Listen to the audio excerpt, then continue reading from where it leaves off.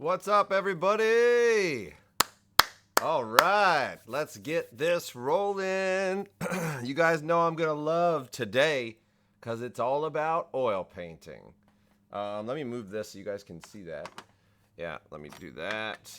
Welcome, everybody that's here. I'm gonna give everybody just a minute or two to come in because they might. We're artists, we gotta give everybody a little bit of time. Lynn Larson, hey, what's up? Noah, Pierre Rocked. I think that's maybe it. I'm horrible with names of that. Everybody, welcome. Hey, SpaghettiOs, nice. So, I'm trying to keep this. This is a little bit tricky. So, actually, let me start recording. Let me not forget to do that. By the way, I rendered out. It took all night to render out that video. So that video was rendering out, but it is rendered. I'm going to be posting that up today. I'm going to try to do it in between the demos that I'm doing. So we'll do that. Now, this is a little bit weird. So the way I have to set this all up is a little bit strange. Actually, let me start the recording because I will forget. All right, there we go. So now we got the recording going, so let's get rolling. So this setup is a little bit weird, I know. There's some shadows on certain things and stuff like that. It's very tricky to get a setup where you're painting in oils, and like if I put my head in like this to paint, I want it to I don't want to put my head in the way and all that. If you could see this setup, it's hilarious.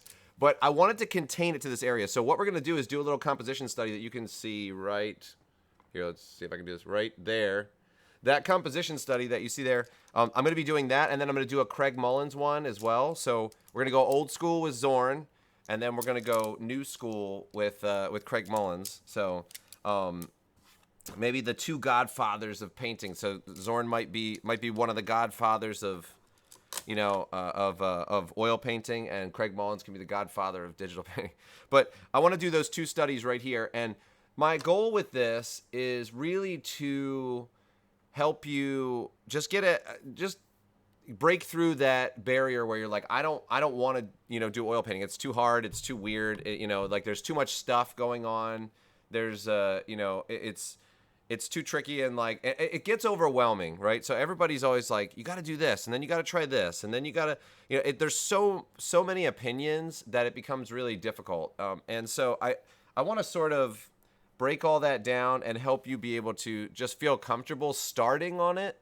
Now it's I will tell you this, that oil painting, paint, like real paint in general, you don't have the Control Z, you don't have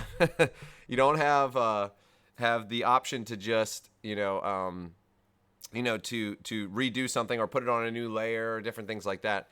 So that's going to be tricky. But when you add all the other stuff on top of it, like all the materials and all that stuff, that added with that really turns people off a lot of times. So I want to kind of, break through that and help you just feel a little bit more comfortable, because I'm going to keep it real simple.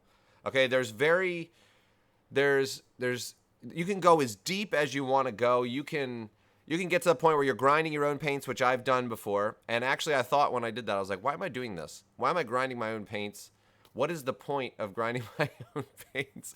Like, when there's such good paints available, and I never did it again. I did it once, never did it again, because you just don't need to. So there's so many good materials, so many good things. I'm going to simplify it for you and make it much, much easier to just get rolling, get started. So, all right, let me just, but I just want to see in the chat, like, how many of you feel like, some of you may have oil painted already, but how many of you feel like, not fearful of oil paint? I know you're not like, oh, but you sort of stayed away from it because it just seems overwhelming. I'm just curious. Now, this is delayed a little bit, so I know the chat will be delayed a little bit, so I'll keep talking. But I'm just curious about that, because I think people are intimidated by it.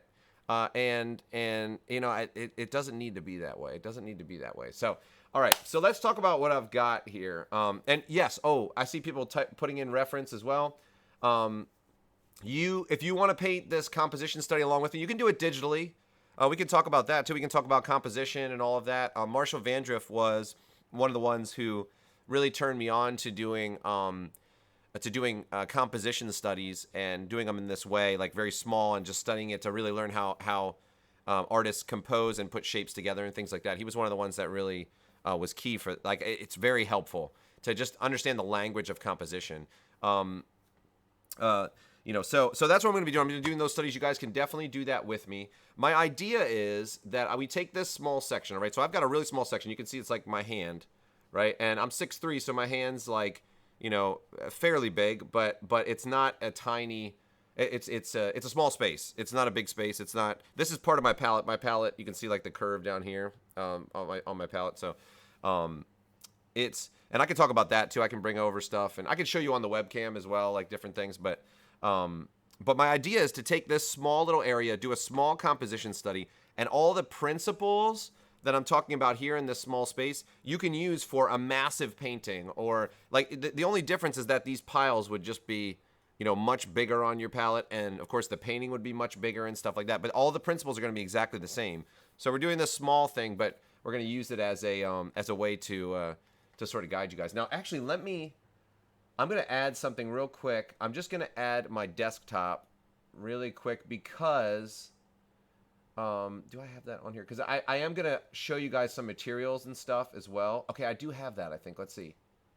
Okay, let's put this up here in case I want to, in case I want to show my monitor. Yep, there it is. Okay, good. So I can show that. I'm going to go to some websites and talk about materials. I'm sure you guys would want to see all that. Marshall and Stan's recent podcast on composition really covers this. Yes, Georgette, listen, let me tell you something. Marshall Vandruff is a complete boss of a teacher. Like, he is so good. Really, really good. Has taught the best people. He's, just like, he has a long list.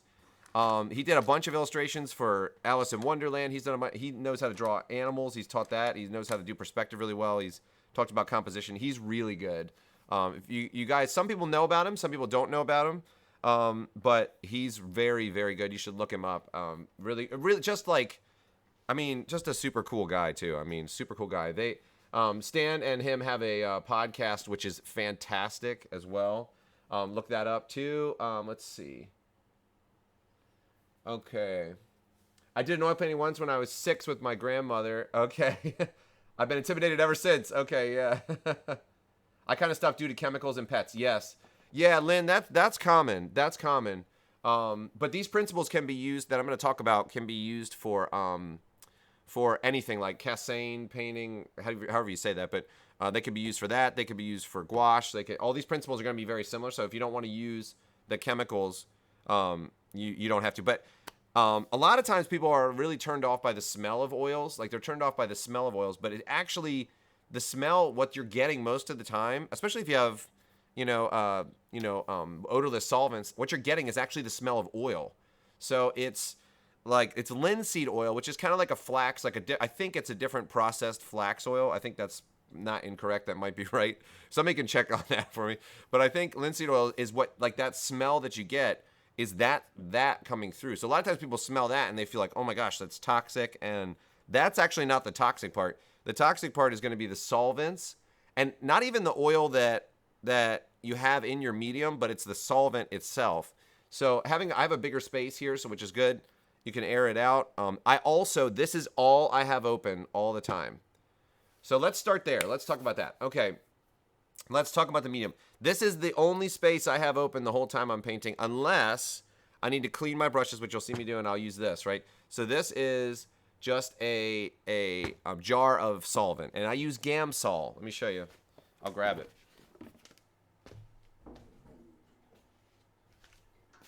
There you go.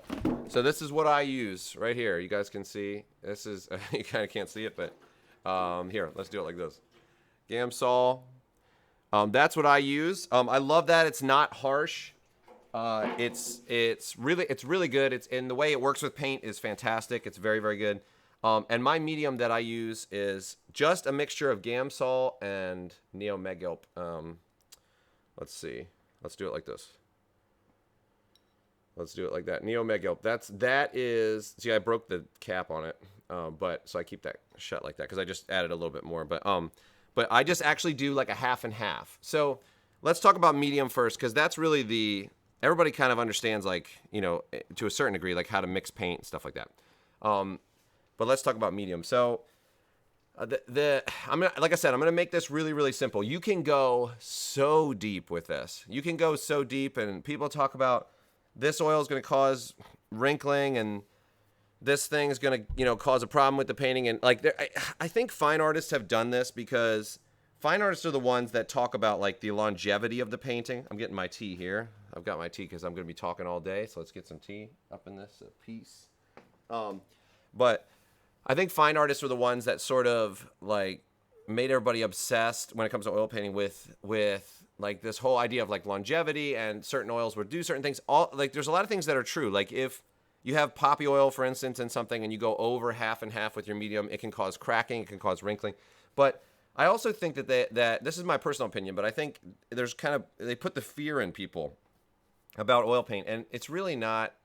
It's pretty simple, and as long as you avoid a couple things and you don't do anything weird, like load up paint on your canvas like super thick, like with a trowel, you're probably going to be fine. I mean, the truth is, there's some artists that, like Jackson Pollock, like he literally painted on bed sheets with like house paint, and they're keeping those paintings alive. It's hard for them, but they're keeping those paintings alive. So, I think we're okay. We're fine, But medium is there to help the paint react the way you want it to react. Okay, so that is why I have this.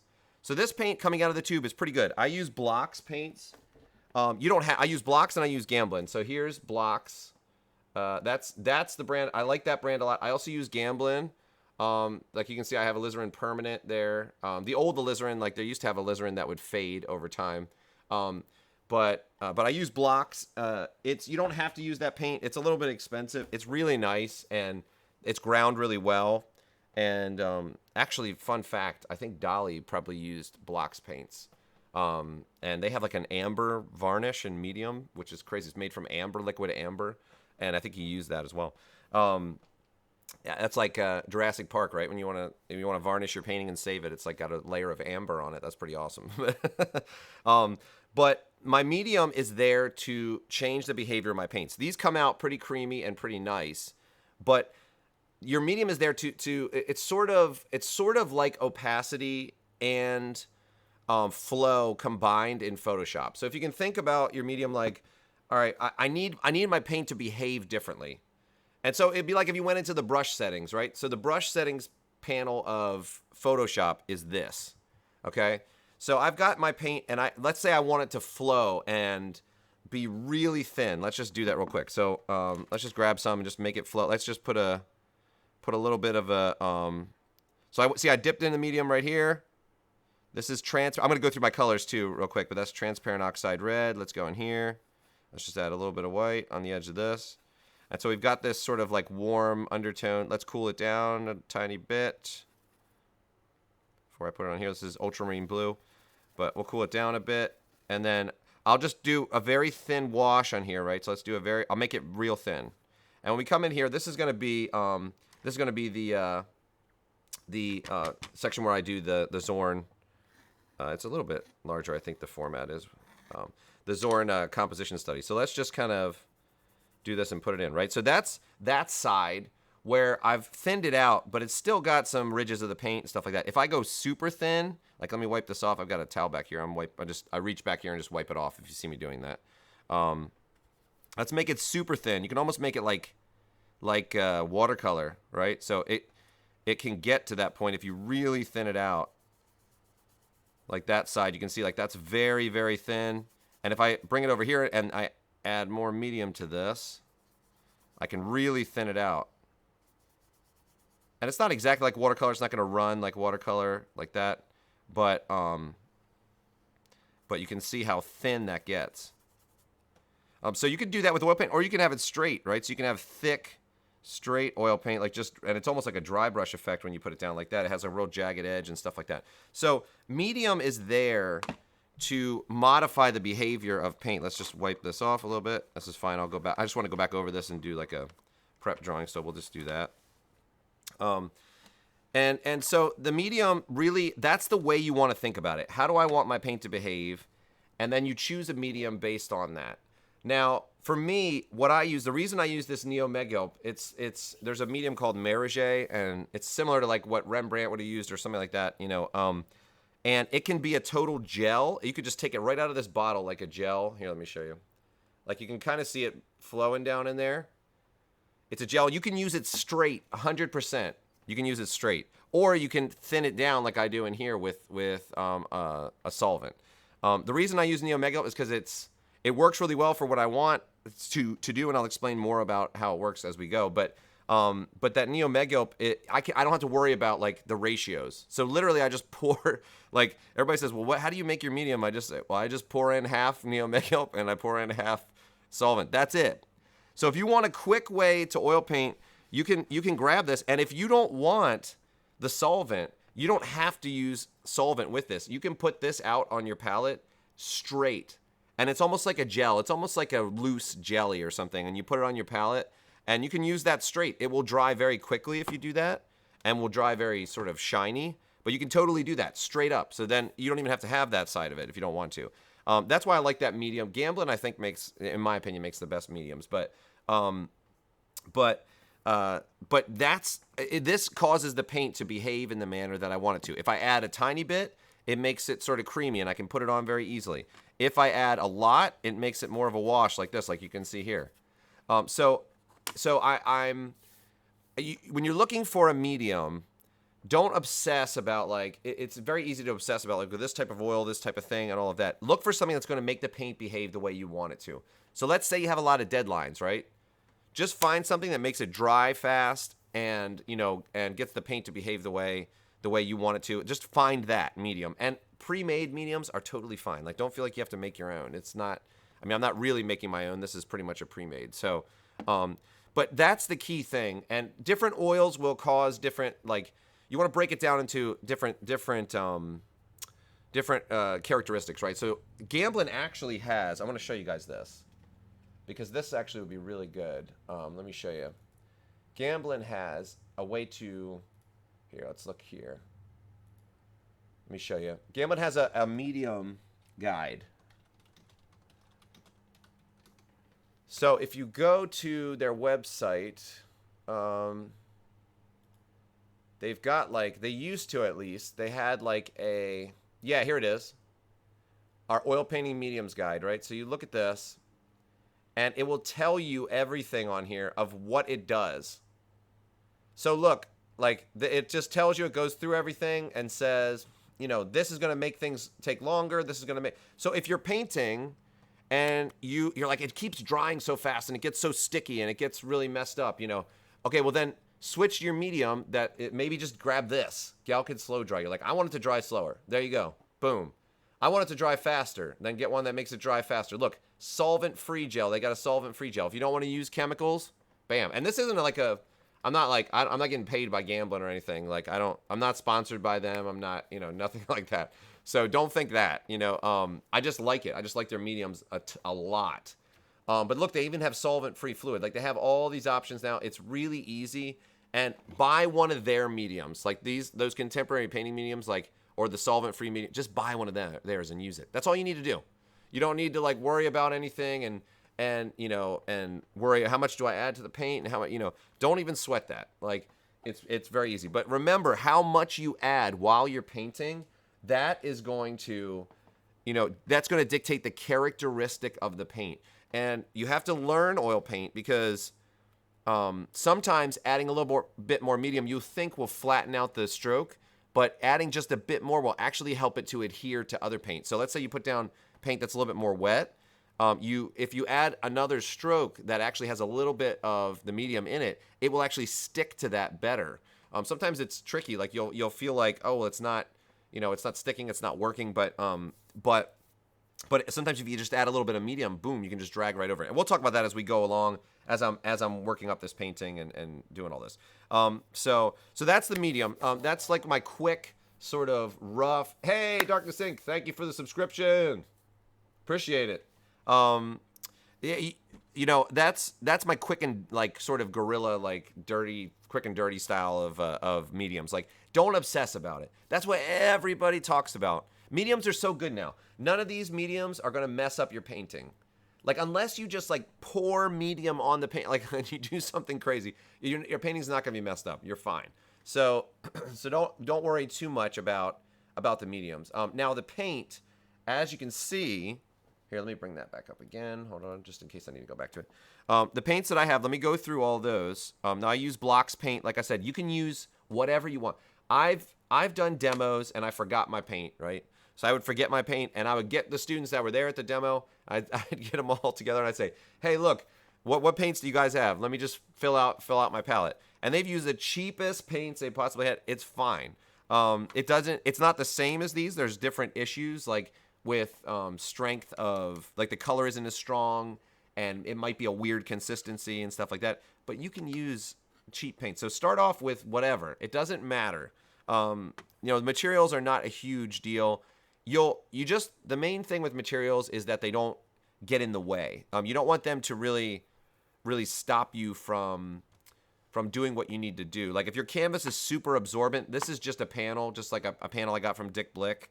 I don't even know what kind of canvas is on it. It's just not very absorbent. It's like triple primed or something like that. It's, as long as your materials don't get in your way and they're not hindering you, you're fine.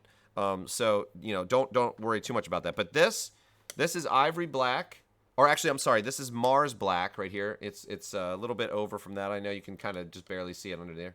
It's just a black. The difference between Mars black and ivory black is just Mars black is like a slight bit more warm. And I've got the blue for the cool, so I just want that for the warms. This is Thalene green, and this is a cadmium green deep. I find that I end up wanting to use different greens for different purposes.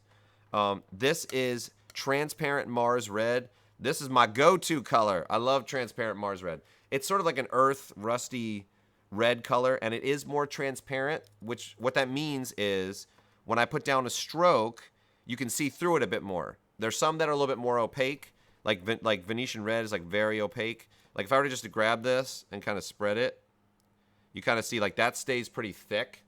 And if I grab this and spread it, it's kind of like, even if I try to, I can make it thick, but I need a lot of paint to do it. You can see like there's different parts of that coming through there. It's not quite as cleanly thick. I can really lay on the, really use a lot of paint and make it thick. But this is going to be much more transparent. You'll see in the mixtures when that happens. But this is my go-to. I love this color so much. I love this color. I use it I go through more tubes of that because most things are like, if you see a shadow on something, it's usually going to be fairly warm. Like you can get cool shadows occasionally and stuff, but this is going to be like sort of the go-to for shadows. And even with the Zorn image, you can see like, getting that black in her hair is going to be somewhat dependent on this. I'm not going to use the same palette as him.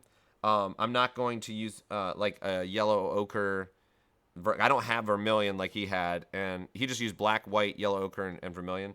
I don't have the vermilion. I'm just going to mix it as I see it, because the reproduction that I have, I'm looking at it on my iPad here next to this too. It's going to be quite a bit different too. So I'm just going to go based on what I see here. But next one is alizarin permanent. This is sort of like a wine colored, paint. It's like it's a transparent, and it's really, really useful. It's just like a deep red, sort of like a wine color. Cadmium red, Venetian red, which is sort of it gets pretty cool very quickly. It starts to gray out pretty quickly. I find there's not too many uses for that, but I might find some in this Zorn one. Yellow ochre, cadmium orange, and this is cadmium yellow. So, and this is white, of course. This is titanium white. People have different types of whites, and keep it standard, keep it pretty simple. And listen, the main thing I want to get across to you with the colors and what your color choice is, I adapted this from Richard Schmid, and the reason Richard Schmid used colors similar to this is different than what he used, but it's similar. And the reason he used those colors is because he could pretty much, whatever color mixture he wanted to get, he could pretty much get with the way those paints are set up. And you want to be able to achieve the colors that you need. So the way that I usually tell people to start is to grab from somebody like this sort of a palette, just grab this and use this, or grab Richard Schmid's or somebody who's a little bit more experienced with it. Grab their palette and just use it. And then what will happen is, as you start painting and as you start doing things, you'll realize, oh man, I can't get that red that I want. I can't get that bright red. I can't get this or whatever. When you start to see like where your palette is not working, then you can evaluate. Well, maybe I can use a different brand for this color, or maybe I can. It is okay to switch to use different brands. Maybe I can use a different brand for this color, or maybe I can choose a different color because I'm finding that I'm having trouble getting this sort of mixture. And if you find all that stuff, like it's that it's gonna be more of an organic process of figuring out your palette. And you might say, well, I need more purples and I need more of this. Well, there's a cadmium purple, so buy a cadmium purple tube. If you're trying to mix that all the time, buy that and mix it. So don't overthink the palette. You can even start with just red, blue, and yellow and white, and start there with the primaries and build out and say, man, I really wish I had this color. And then you say, okay, well, I wish I had that color. Let's add it to my palette. Really, this is all about convenience. You can mix everything with red, yellow, and blue and white. You can mix all these with that. It just takes a while. It's just really annoying to go through and mix all those different things when you can just have them right here straight out of the tube. I do have, if I put on the lights in my place, it'll be really reflective on here.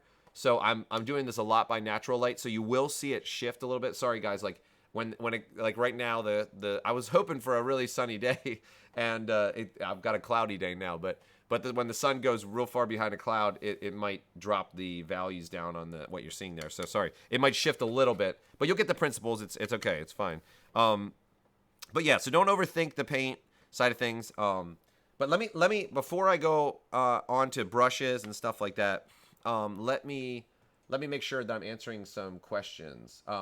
Okay, so let me go over these colors again because I saw some people. This is Mars Black.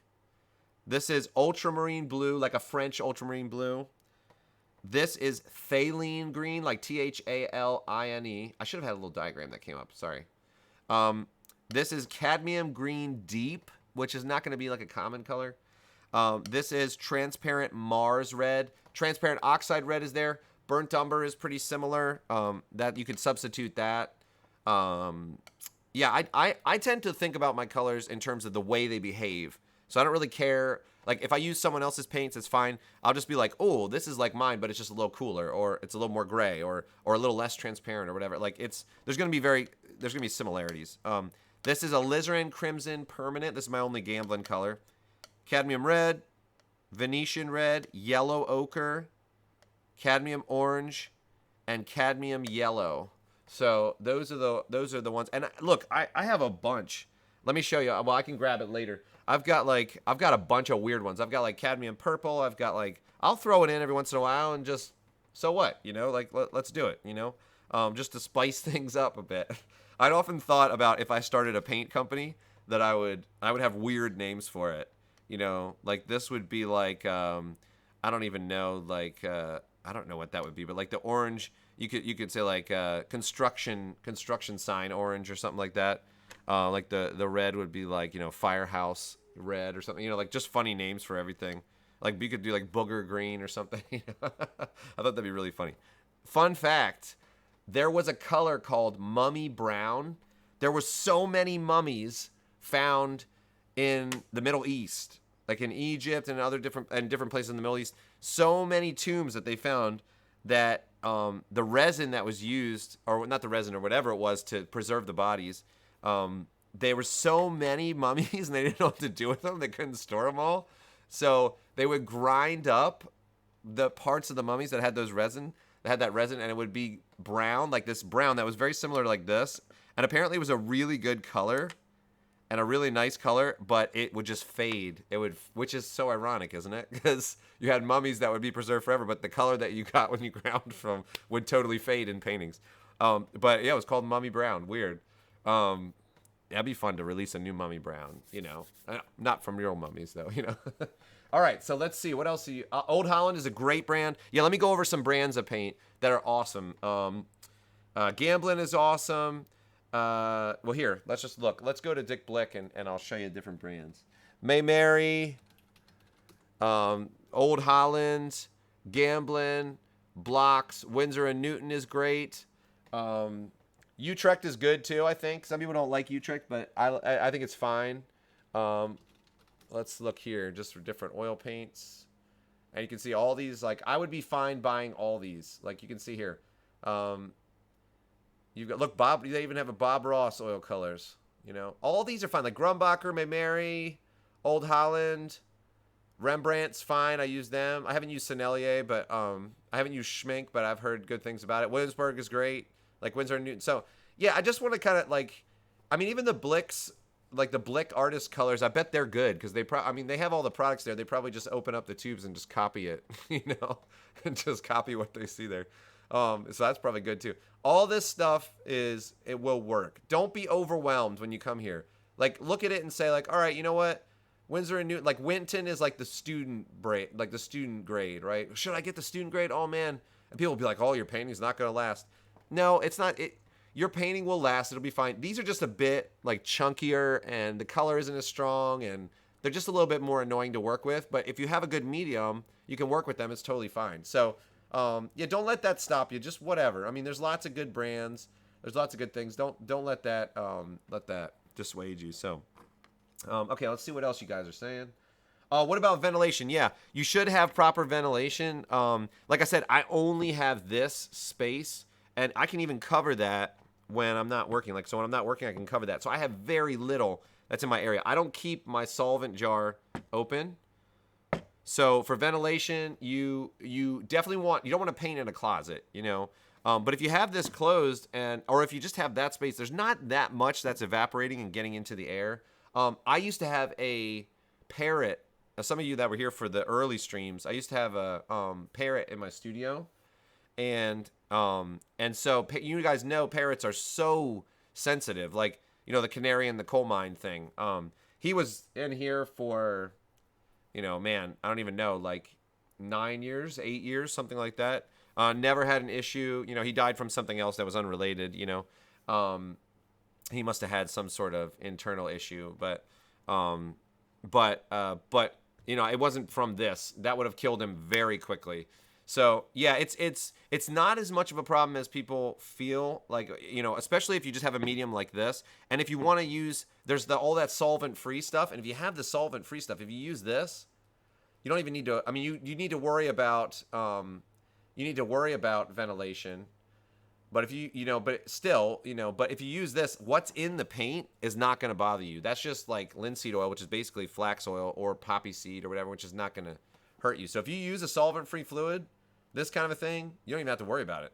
So, it isn't as bad as it seems. Now, if you are sensitive to those things, though, you have to watch out for it. Some people find they're sensitive to it and they you know, they're allergic to certain things. So, but there's always Cassane paint, which functions similar to oil, and, you know, some other things too. But yes, admin 3132, yeah. Yeah, the Gal Kit is very sticky, right? But again, you can just add more solvent. That's right, and change the behavior of it. Totally. Gambling is worth it. I agree. Yes, just so you guys know, so everybody knows, this recording I will put up on YouTube. I rendered out the other one. It was long. It was a long time to render it, so I just did it overnight. So I'm going to try to get it up in between the sessions. I'll see if I can. I should be able to. But if not, I'll do it tonight. Like I might have to do it tonight, like after I finish this, and I'll render the new video, these ones that I'm doing now, and then I'll post that up. You know, but I'll definitely save the broadcast. I'm recording it right now. It's at 32 minutes. We're good to go. So don't worry, you guys. You'll have this as reference, and you'll be able to go back to it. Liquid amber is pretty intense. It is.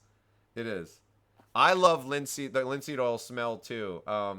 I love that too, Foster. Absolutely. That's for sure. Like, I mean, I like it. I like going in my studio smelling. It's like, like the smell of oils, not this. I don't like solvents and stuff like that. Actually, they bug me a lot. Spray fixative for drawings, that they bug me a lot too. I have to do that outside. I don't like it, but, okay, Sennelier oils are very good. Yep, Utrecht is good. See, that's what I'm saying. Everybody has their thing. It's totally fine. Don't be overwhelmed. You know, medium, get something pre-made. Look, if you want to make it easier, get something pre-made by Gamblin. They're good. I think, honestly, their mediums are probably the best. They're just so good. And they have guides like this, and it's really easy, you know, like I was showing you. So just go with that. And then paints, get whatever. Get whatever. You can start with these colors. Get whatever, you know. Titanium white, I don't know if I mentioned that too, but There's different types of white, flake white, titanium. I don't like the way flake white behaves, so I use titanium white. But and then my solvent is just Gamsol. So yeah. Oh yeah, proper ventilation. Tell that to my old college. Yeah, I know. I know sometimes you go in the art rooms, it's like oppressive. It's like, oh, it smells like formaldehyde, like something. Burn approved material. Yeah, that's right, Guillermo. Yeah, but no, really. I mean, honestly, like if we had to get rid of all of the pans in our house like that were non-stick because it would kill him. If any of the vapors like got to him, it would kill him. That stuff would kill him so fast. So it really is not. It is something you have to consider. You definitely have to consider it, and you don't want to ingest paint. But the old masters who really went crazy from paint and stuff, the reason they went crazy is because they'd use like cadmiums, and if they made their own paint and ground their own paint, then they would go crazy. If they had servants and assistants doing it, then the assistants would go nuts, because what would happen is you'd sit down and you're like, I'm going to grind my own paint. So you're like, you take the bag of cadmium dust and you're like, and you put it down, it's like, and it comes all, and you're breathing it in, and then you're grinding the paint, you're adding the oil, and it's just all, you're breathing it straight in, like someone just, just blowing it right into your face, so they would do that on a daily or weekly basis. And so it was just, of course, that like, getting all of that, into your system is just going to mess you up. So you just have to be careful. I have gloves too that I will use for painting sometimes. I'm not going to use it today because I'm just using such a small amount of paint. But what I've found, you guys, is that for safety reasons, like just to, so you're not ingesting any paint, use gloves when you set it up and when you clean it up. If you don't want to use them when you're painting, that's fine. But use it when you set it up and when you clean up, because that's when you're going to get the messiest. These are those like nitrile gloves. So this section has that stuff on it. I'm going to try to show you. It has that like surface on it. It's kind of hard to see because I've got junk all over it. Maybe I can show you with this one. You see like that there's like a section like right here where it's got that nitrile surface, and then the back is breathable. So the back of this is cotton or whatever, and this is all breathable, but this side is that sticky sort of nitrile surface, and it helps you not drop the brush too. You can kind of hold it and you won't drop the brush. So I use those to clean up and stuff, and I do use those to paint when I'm painting something larger. This is going to be so small, I'm not worried about it, but okay. Oh yeah, no problem. I'm glad to save this, and no problem.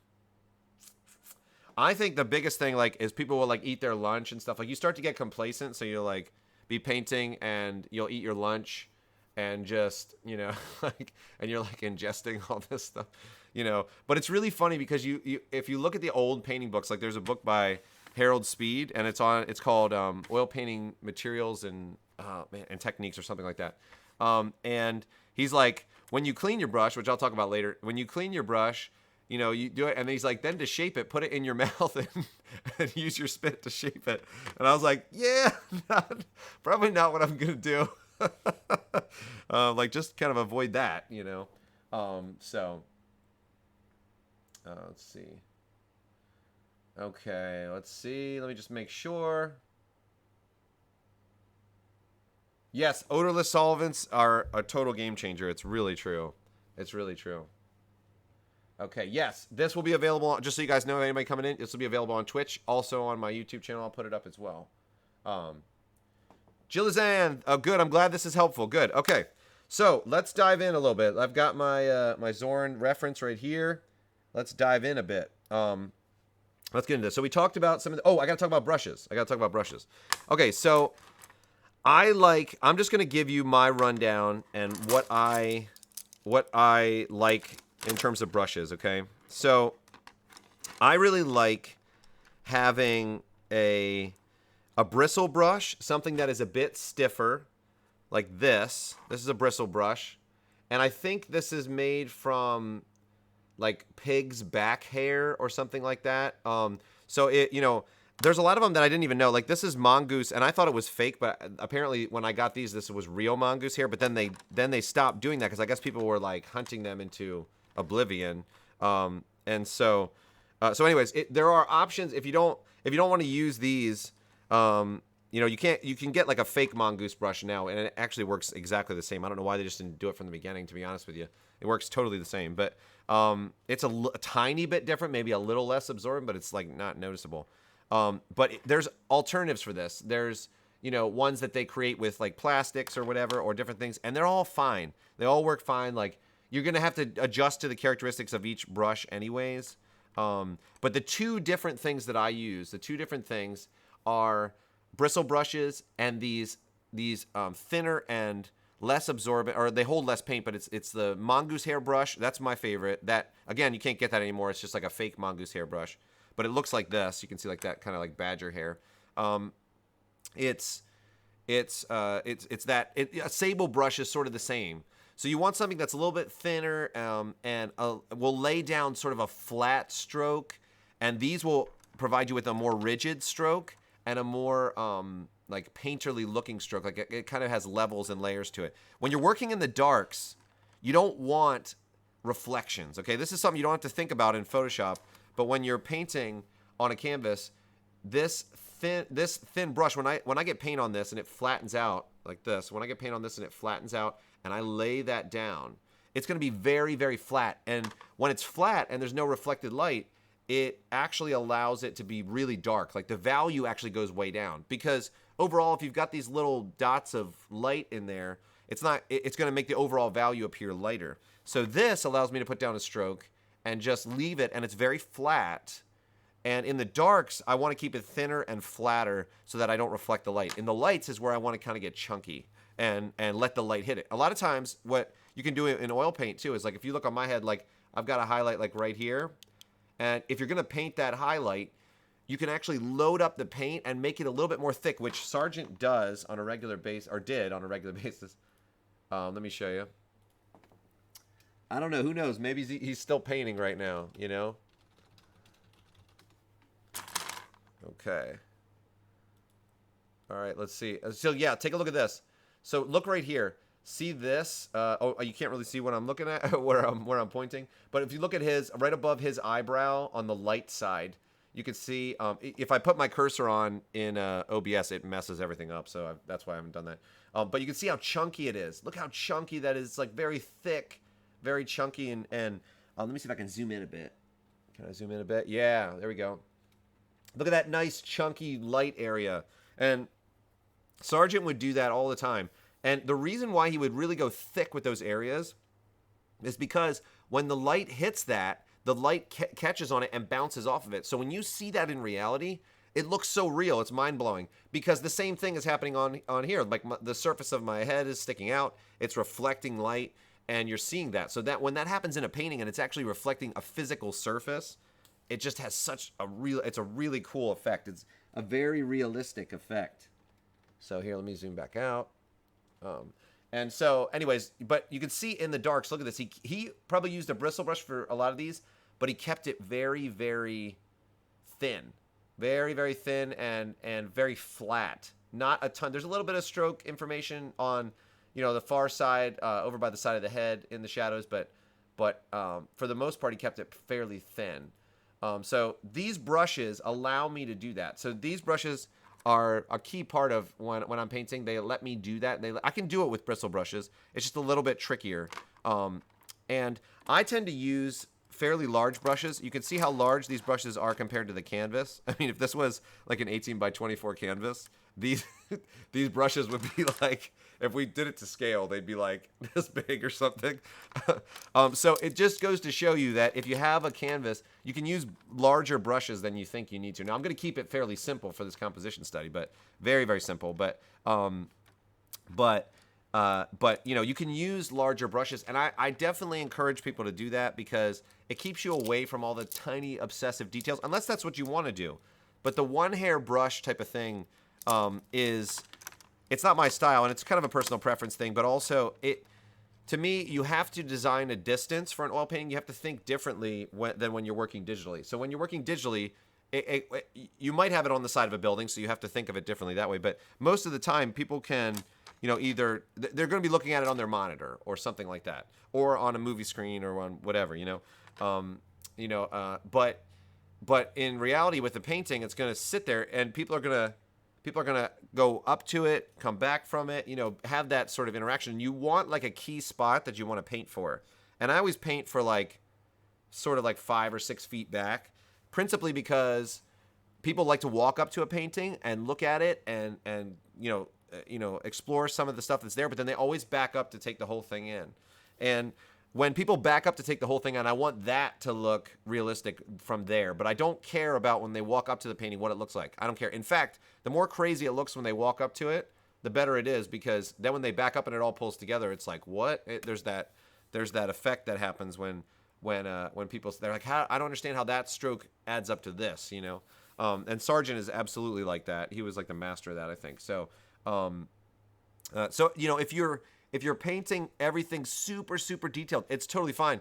But that's what you are painting for. You're painting for that really, you want people to have their nose on the painting. And some people want that. Some people want people to come up and be able to explore the painting and do that. I think that's awesome too. Like there's a bunch of art actually that I can think of, like Meissonier and a bunch of like what you would call like lowbrow art that actually does that. And it's so cool. But it has to be intentional. So anyways, my point is you can use a fairly big brush, bigger than you'd think. Like I said, if this was an 18 by 24 or something, these would be totally massive. So let's just do a quick little drawing to get sort of a little bit of the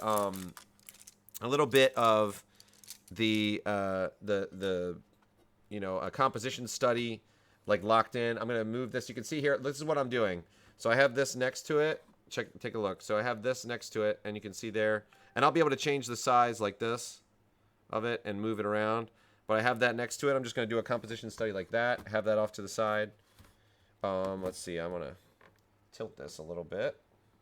Let's do this. Yeah, there we go.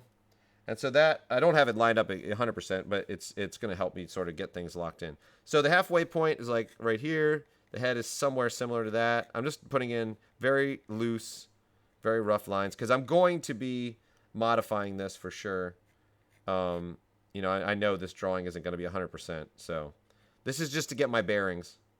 And again, when you're doing a composition study, you're trying to understand how the artist, used particular shapes, overlaps, like different things, like how they design the composition, how they set everything up. It's very much just a, you want to study like things in general. You don't want to get into the specifics. You don't want to be drawing eyelids and, painting eyelids and stuff like that when you're doing a composition study.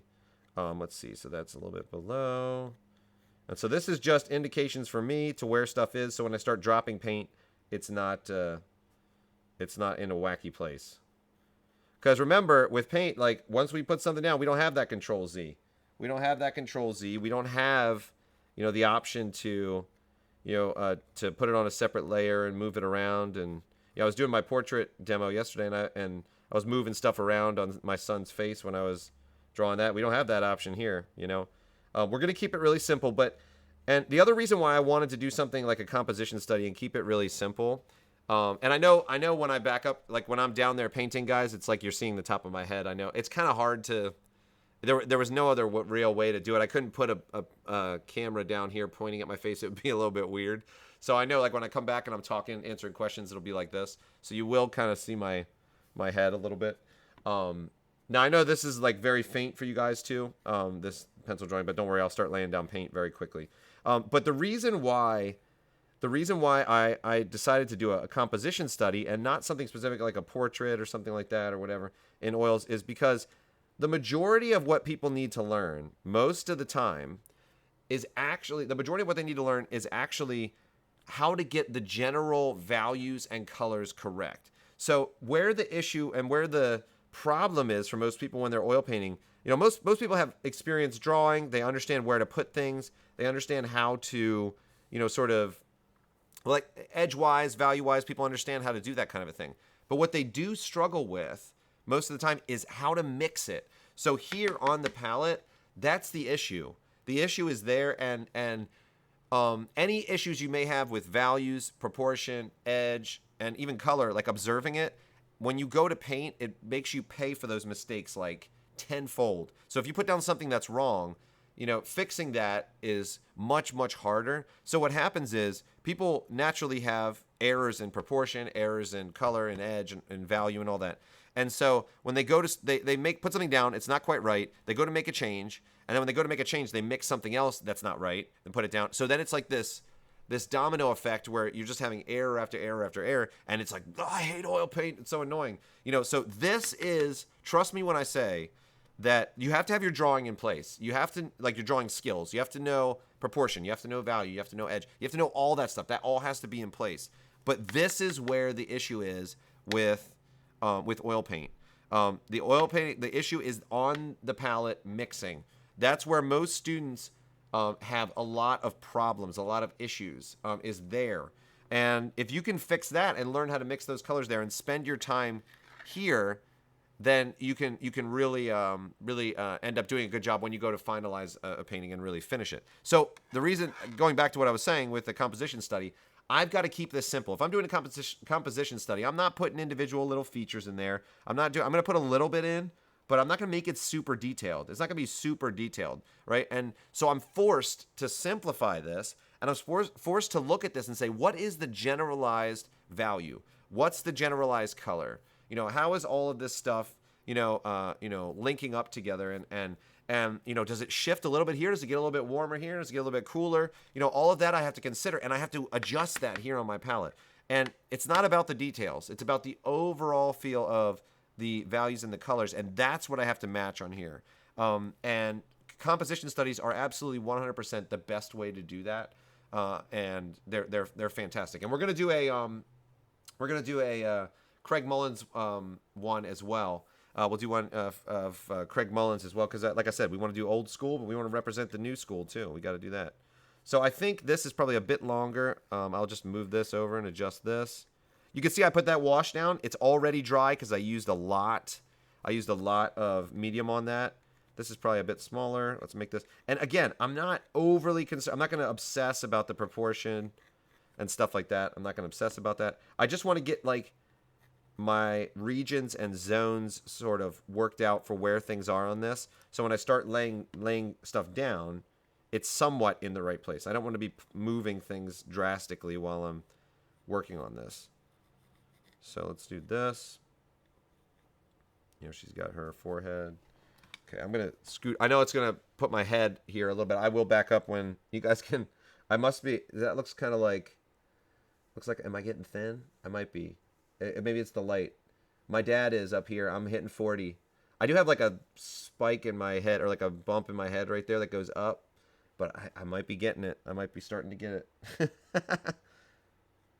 My dad's in his 70s, and he started losing some of that. I have a feeling I'll be just like him, look like him and all of that when I get older. So sorry, you're looking at the top of my head. Okay, let's see here. Good. Okay, so this is all I need. So let's say that I was doing a larger painting. At this point is when I would say, all right, now I want to, like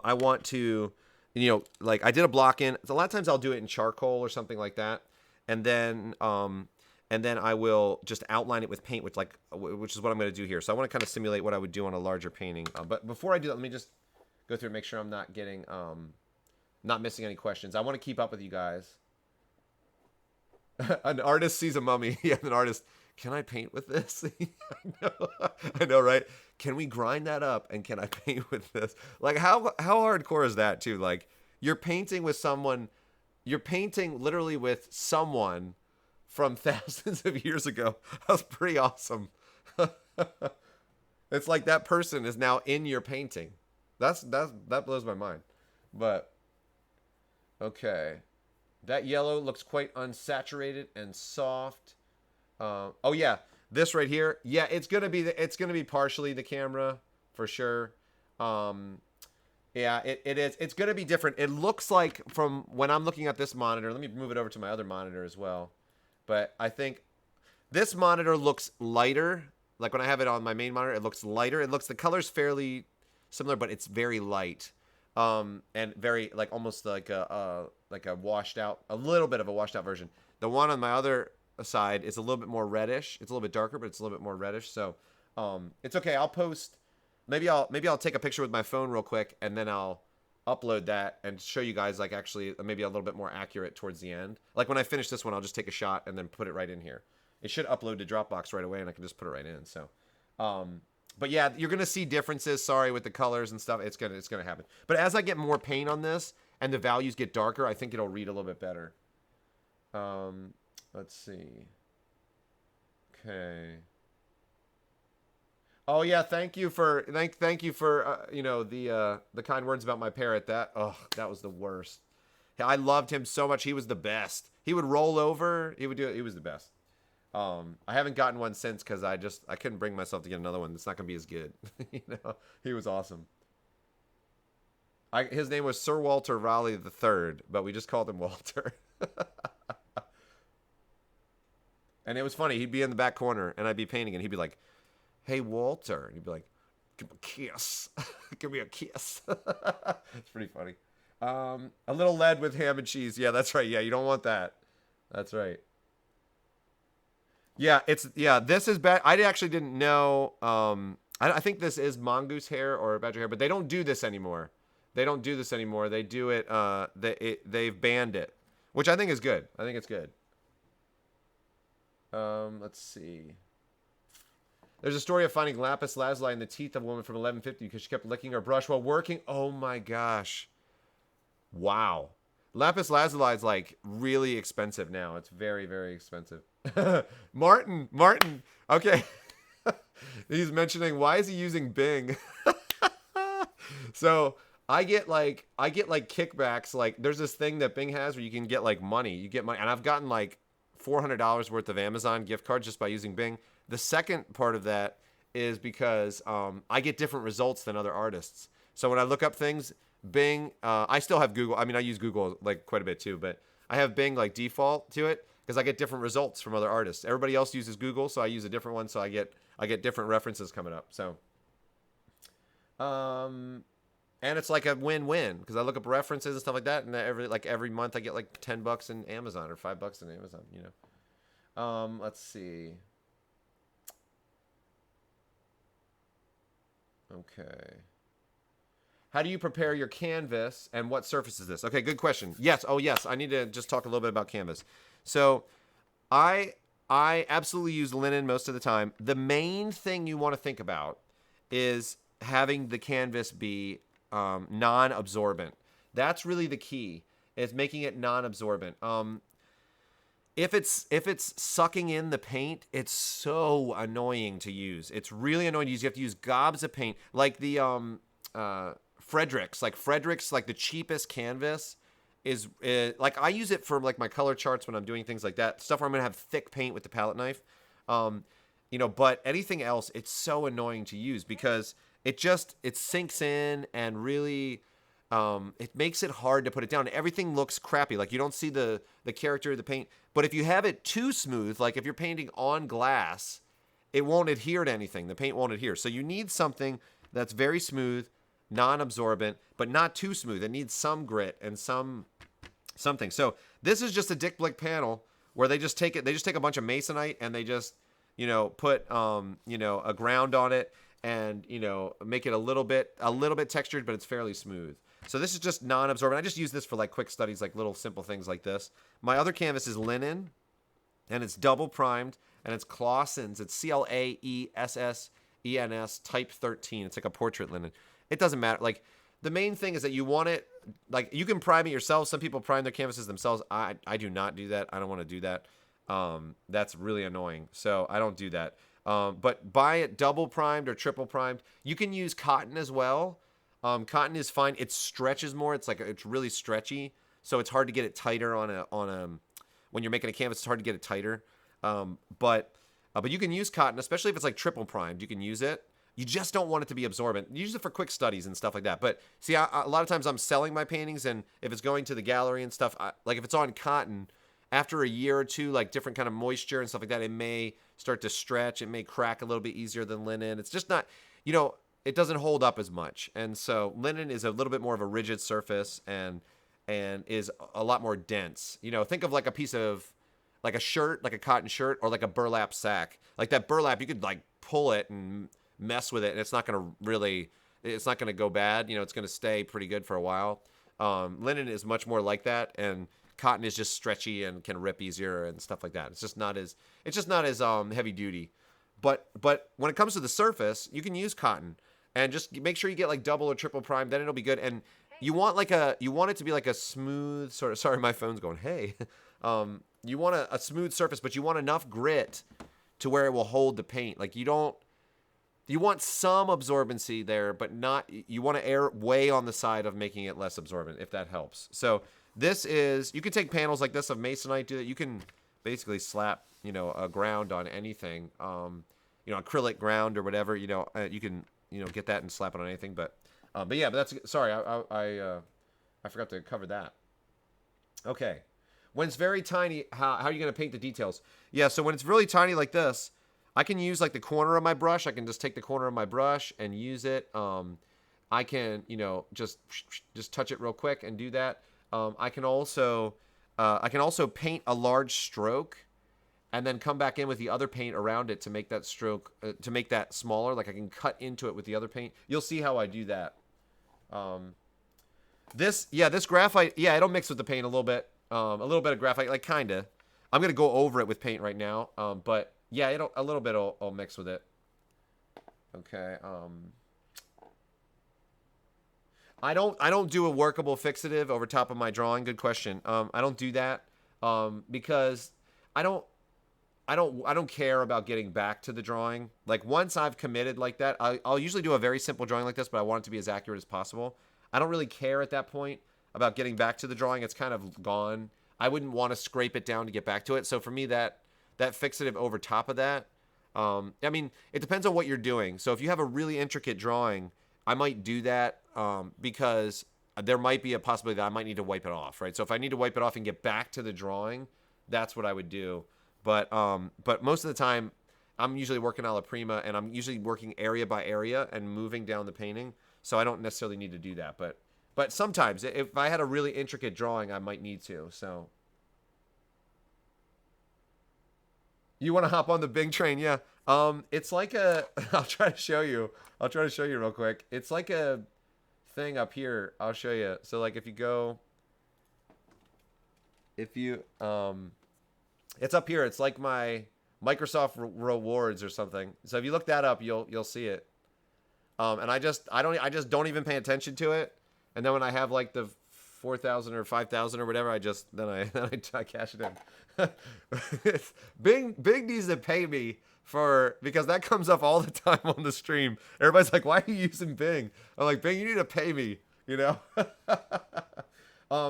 can use oil primed or acrylic primed surface. I think my experience has been that an oil primed surface is a little bit more absorbent. So if you want that, you can have that. Acrylic primed is going to be way less absorbent. And like oil primed is going to be like a little bit more malleable, I feel like too. This is just my feeling from it. I haven't noticed a massive difference between them, honestly. So, okay. All right. What's the value range that I start with? Well, that's a good question. So my paint, I'm gonna start dropping down lines on this. I'm gonna grab that transparent Mars red right here. And what you see is I'm just grabbing and sort of scooping out from this with this brush. And then I'm gonna add a little bit of ultramarine blue just to darken it down and get it to be more of like a brown. And so I'm going to move I just need to be able to see this. It's a little bit tricky to see sometimes. So what I'll do now is I've got like it's loaded up. Oops, you guys can't see that. Sorry. Let me go back to the other thing. So here, I just basically took it like this and scooped it off there and pulled it away and then added some medium and did this. And my brush is kind of full with it now. You can sort of see that. It's like kind of full with it. And so I'm going to wipe that off so that the surface is more controlled. And now I'm just going to get it right on the tip. So I'm going to go in here, just get it right on the tip of that brush. And now I'm going to come in. I'm just going to actually very carefully, trace over my lines that are there. Like that. See, I can make a pretty thin line with this brush. Again, they don't have these mongoose hair brushes anymore, which is good. They're killing the mongoose or the badgers to get it. But they have substitutions now. So they have that substitution. you can use that, and it's good. It's really good. So you can see how I can put a really thin line down. It's not an issue. And then when it starts to run out like that, then I come back, grab a little bit more, and I might need a tiny bit more medium to get it to flow. If I need it to flow more, I grab that medium. So that way I can get it to flow more. And if I were to push really hard, like, I can make like a super thick stroke like that. I don't want to do that. Like, I'm trying to keep it, for these areas especially, I'm trying to keep it very thin. Right, so a light touch. I've got to use a really light touch. This comes down. I think this will be cut off a little bit underneath here. Yeah, it's kind of like that. That would be like that. Like this. And this would be similar to how I would work on, you know, whatever painting I'm working on. I would do a block in like this, and then I would have this. And while it was still wet, I'd be working on this. Kind of come in and say, like, well, here's this area right there. This cuts across. But the cool thing about oil paint is, like, I can get really thin lines like that, and then I can come and get, it's like, I wish digital is close sometimes, but it really is, it's not the same. It really is not the same. Like, you can just get different types of strokes. Like, there's so, like, you can't get as intense of a color scheme. The values are a little bit trickier. Like, you're more limited, I think, with oil paint and stuff. But, man, when it comes to, like, stroke character, like the character of a stroke, you can just get really cool stuff with oils that you can't get. I'm going to move this down so you can see I'm dipping in there a little bit more. Just touching it to the surface. And then I'll even reach up here and I'll just wipe a little bit off so I don't get a ton of medium on there. I don't want it to be super thin. It's finding that sweet spot that is really tricky. You don't want it to be too thin, but you don't want it to be too thick, and you need it to flow onto there. I'm using a really light touch. Right, so this is just to give me like a heads up to where stuff is before I start really diving in and committing with color. Let's come in here. This, all of this is going to be kind of joined up back here. And I can even put in like some of these areas that are a little bit darker. You know, just kind of drop them in like that. I'll go over it with something else, but these areas that are a little bit darker, it kind of will give me a gauge. Like, see how that runs out and stuff? Like, it's so nice. Like, it just has a little area where it runs out and it gets a little bit more, you know, like thin and all that. Like, you can't, man, it's so hard to duplicate that in digital. Like, you can get close, but it's hard to duplicate it. It really is.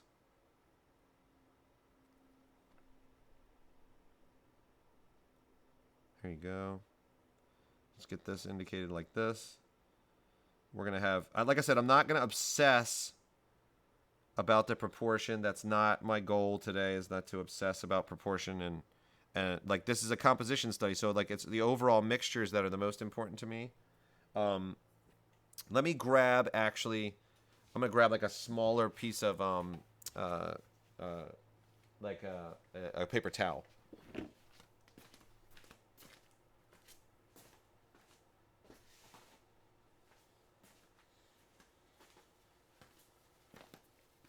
Now, you, when I'm painting, I will tend to use, like, this is, I don't have right now a rag small enough, but I'll dip this in. So, like, look, if I dip this into the medium and then come back, I can thin that out. See that? I can get rid of it, sort of, right? But I don't tend to use paper towels. I just get, like old clothes or old shirts. Like, you can get tons if you go to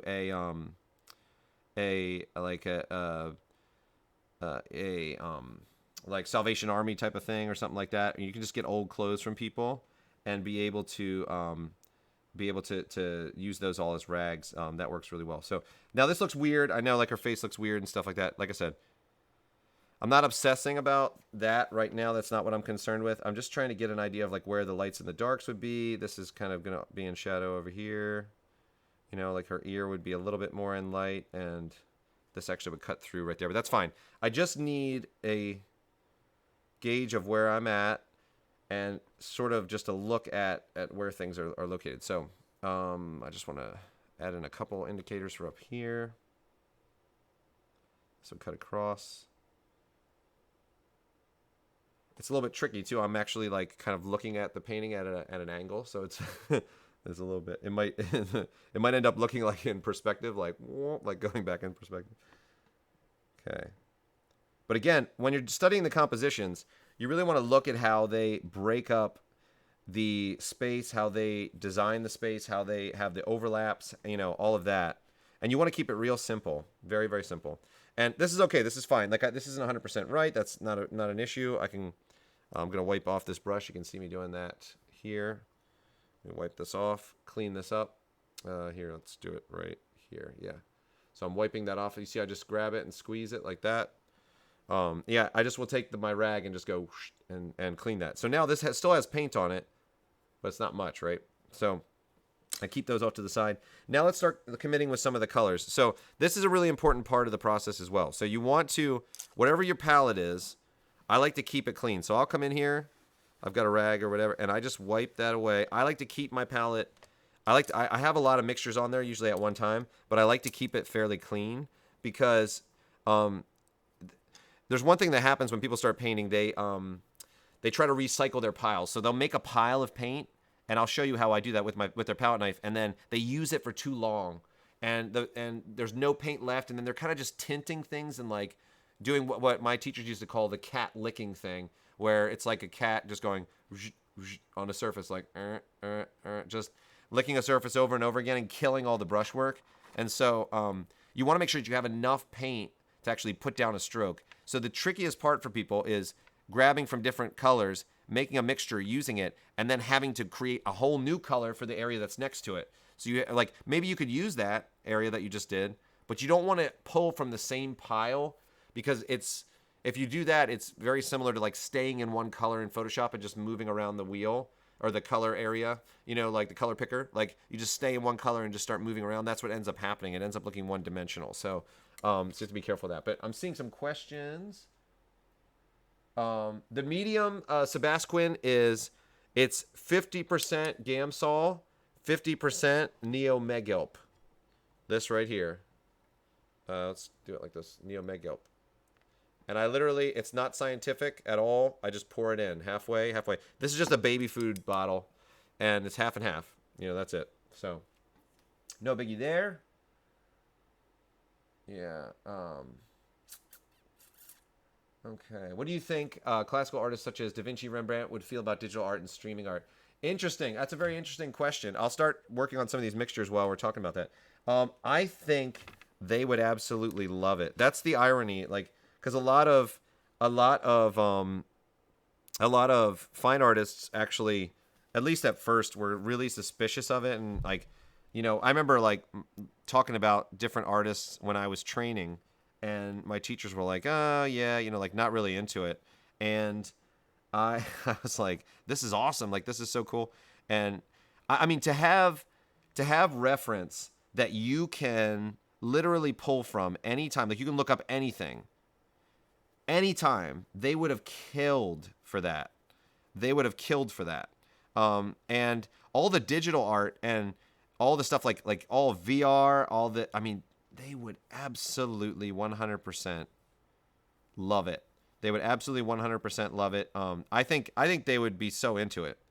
They'd be like, well, how do you dry the canvas? And it's like, well, you don't have to dry the canvas, what? You don't have to dry the canvas? I think they would love it.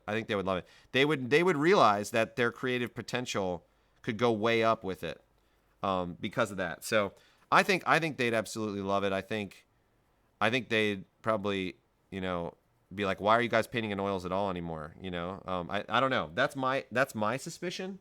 But other people could feel differently, maybe not. But then I think they would use it, and they would feel similar to me, where I'm like, there's a lot of things that you just can't duplicate digitally. It's not the same as oil paint. So, and there's no, their question would probably be like, well, how do you make money doing this? Because there's no physical product, So, it would be interesting though. It'd be very, very interesting to see what. But I think just the idea of being able to get reference would be huge for them. So, okay, so you see I've created that mixture with my brush. Now what I'm going to do is wipe off my brush here.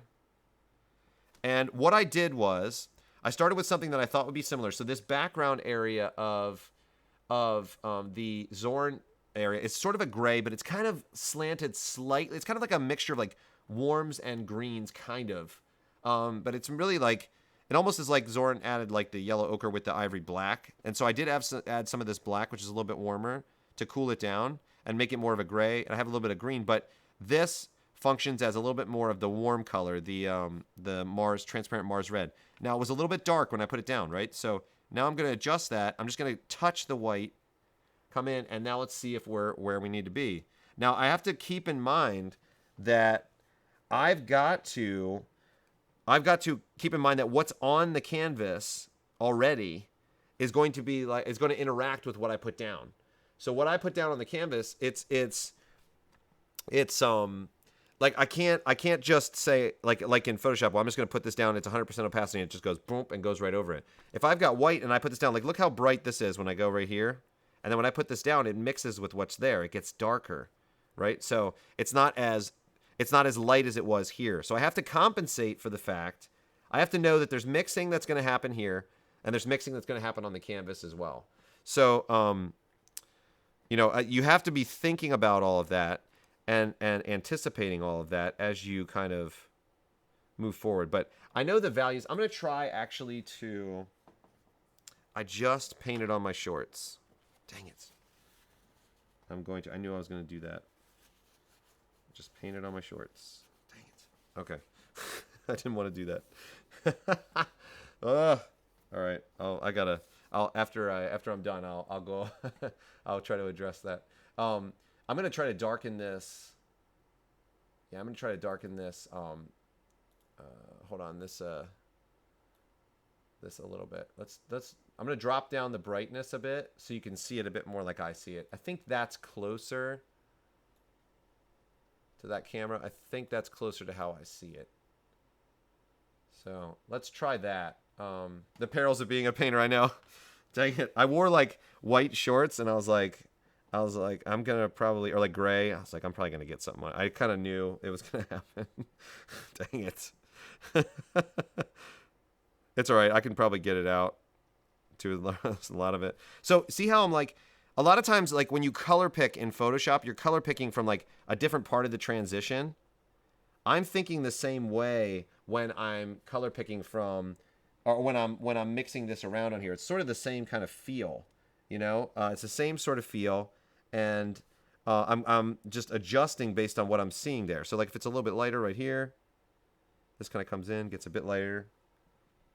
And this actually gets a bit lighter and actually a little bit warmer. So I'm going to grab some of this yellow ochre, add it to this. It gets a little bit warmer up here and a bit lighter. So I'm going to go straight over top of that paint. And see, I know how it's going to mix with what's underneath it. So I'm dropping that in. So I'm getting something that's fairly close. Now, this is where it gets difficult. So where it gets difficult is knowing how to darken things. So like I can't just add black to darken it, right? So I want this darker area to stay a little bit warmer, but it is going to have some of those cools in there. So I have to actually add transparent Mars red and ultramarine blue to get this to be darker, right? And it's mixing with what's already there on the brush. So I might need to wipe this brush off to get a truly dark area, but this area right here gets a little bit darker. So then I come in and I have to remember what I was saying? Like I have to know that it's going to mix with what's on the canvas already. It's going to mix with what's there. So if I go very dark, if I use a light touch, I can kind of put it over top. If I want it to sit a little bit more on there, I'll use a little bit more medium. But you have to know it's going to mix with the surface that's there.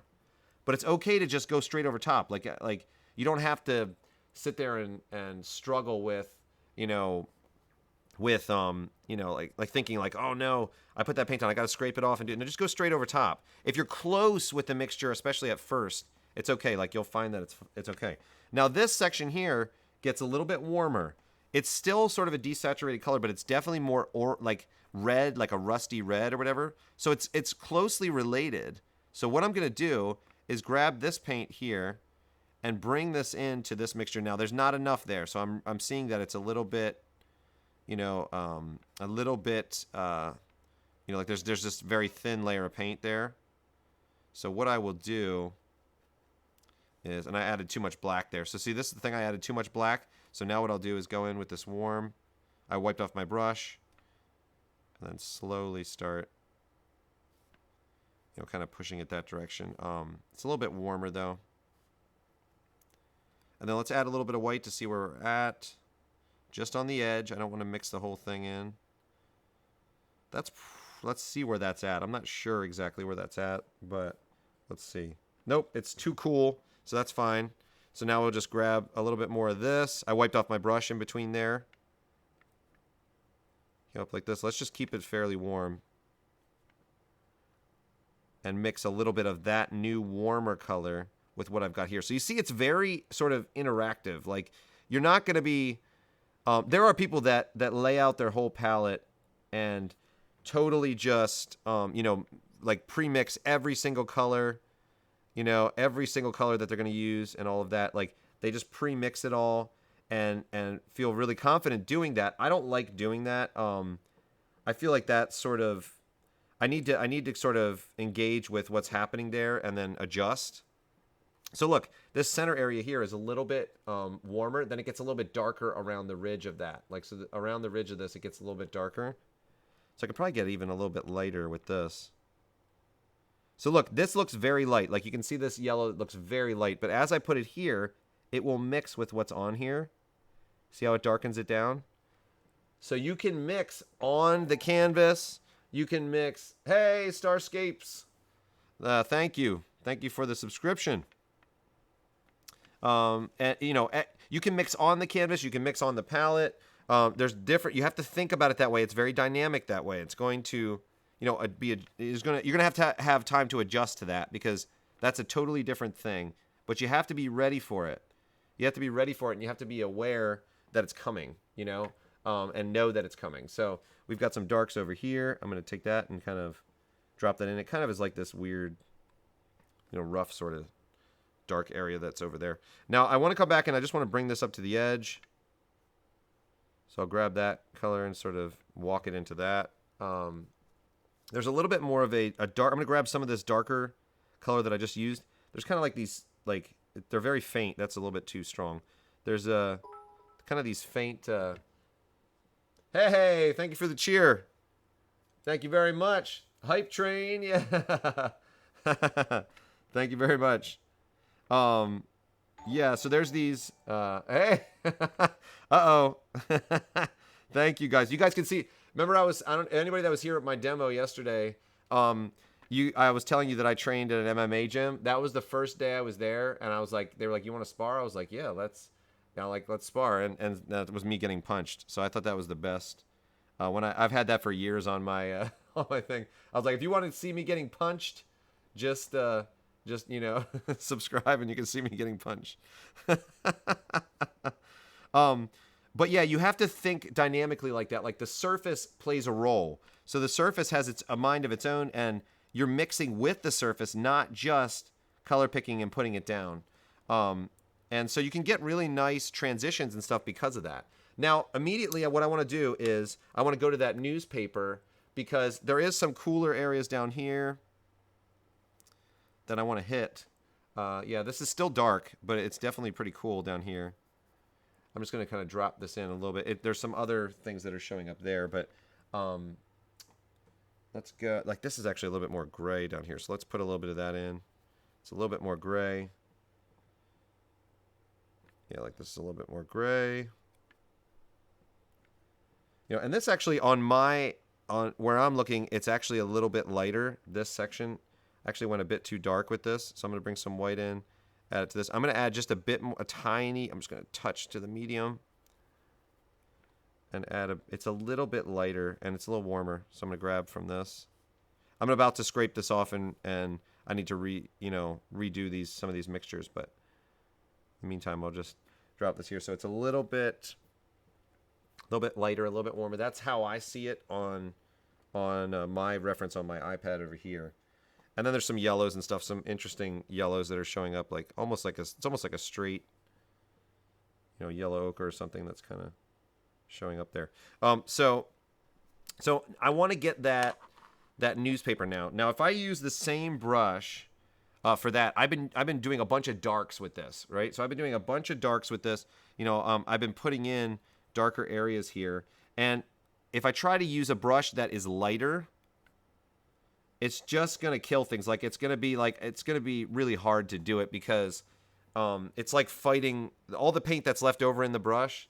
It's very dark. Like I'm just going to be fighting with that. So I'm going to use a new brush now. This is when I would have a new brush for a lighter mixture. And it's not just white. You know, you've got sort of like, for me, it's like this grayish, yellow, kind of greenish color. It's definitely warm, but it's almost like leaning more towards green. So I'm going to do that a little bit. We're going to add some, that's a little too much green. Let's add a little bit of white to it. That's probably going to be pretty good when I add white to it. So it's somewhere around there, but it is a little bit warmer. Let's grab, like a yellow ochre. If I really want it to get warmer fast, I can grab the cadmium orange, but you see it sort of like takes over a bit when I do that. And cadmium orange is very, very strong, which is good. That's what you want. But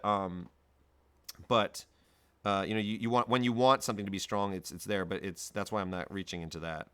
But look, now I'm cooling it down a little bit, and let's just drop this in. Let's see where we're at. So it needs to be lighter. And you see how I'm modifying the mixture? This is like you going back to the color picking, you know, area and color picking in Photoshop. It's like just adjusting, just adding a bit more. And I want a general sort of value there. Now I can, because the rest of this lighter area is very similar, I can actually come in and, you know, use this brush for those lighter areas of this, because I know it's going to be related. And actually a little bit of this like kind of bleeds over into there. See how I can mix it like that? I'm wiping off the brush. Now it will mix a bit more. And I'll come in and finalize this area, you know, edgewise and stuff later. But all of this kind of creeps up like that. I need a little bit more medium. Okay, let's come in like this. So I can even go over top of my lines. You see that? So when I use enough medium, like I don't want to use too much, but when I use the proper amount of medium, I can actually just go right back straight over top of my lines, and it doesn't do anything. It does mix with it a little bit, but that's fine. Everybody gets real upset about that kind of a thing, like, oh, it's going to mix with my paint. That's part of painting. That's okay. That's how it's going to be. You know, it's not a problem. I could use this dark brush for. I probably could use that for these areas that. Yeah, I think that will work for these areas that are in here. So these areas are a little bit more gray. It's like a warmer gray, sort of showing up in there. So I'm gonna.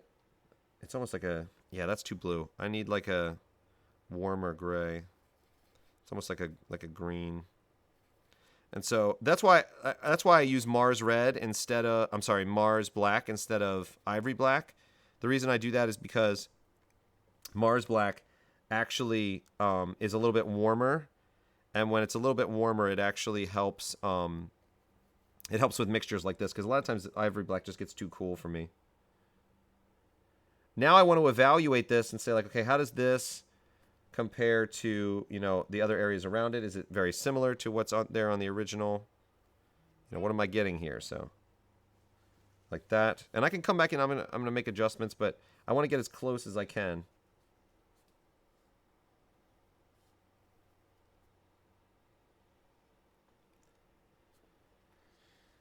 And the color's not going to be 100%, of course. You can come over and adjust that later.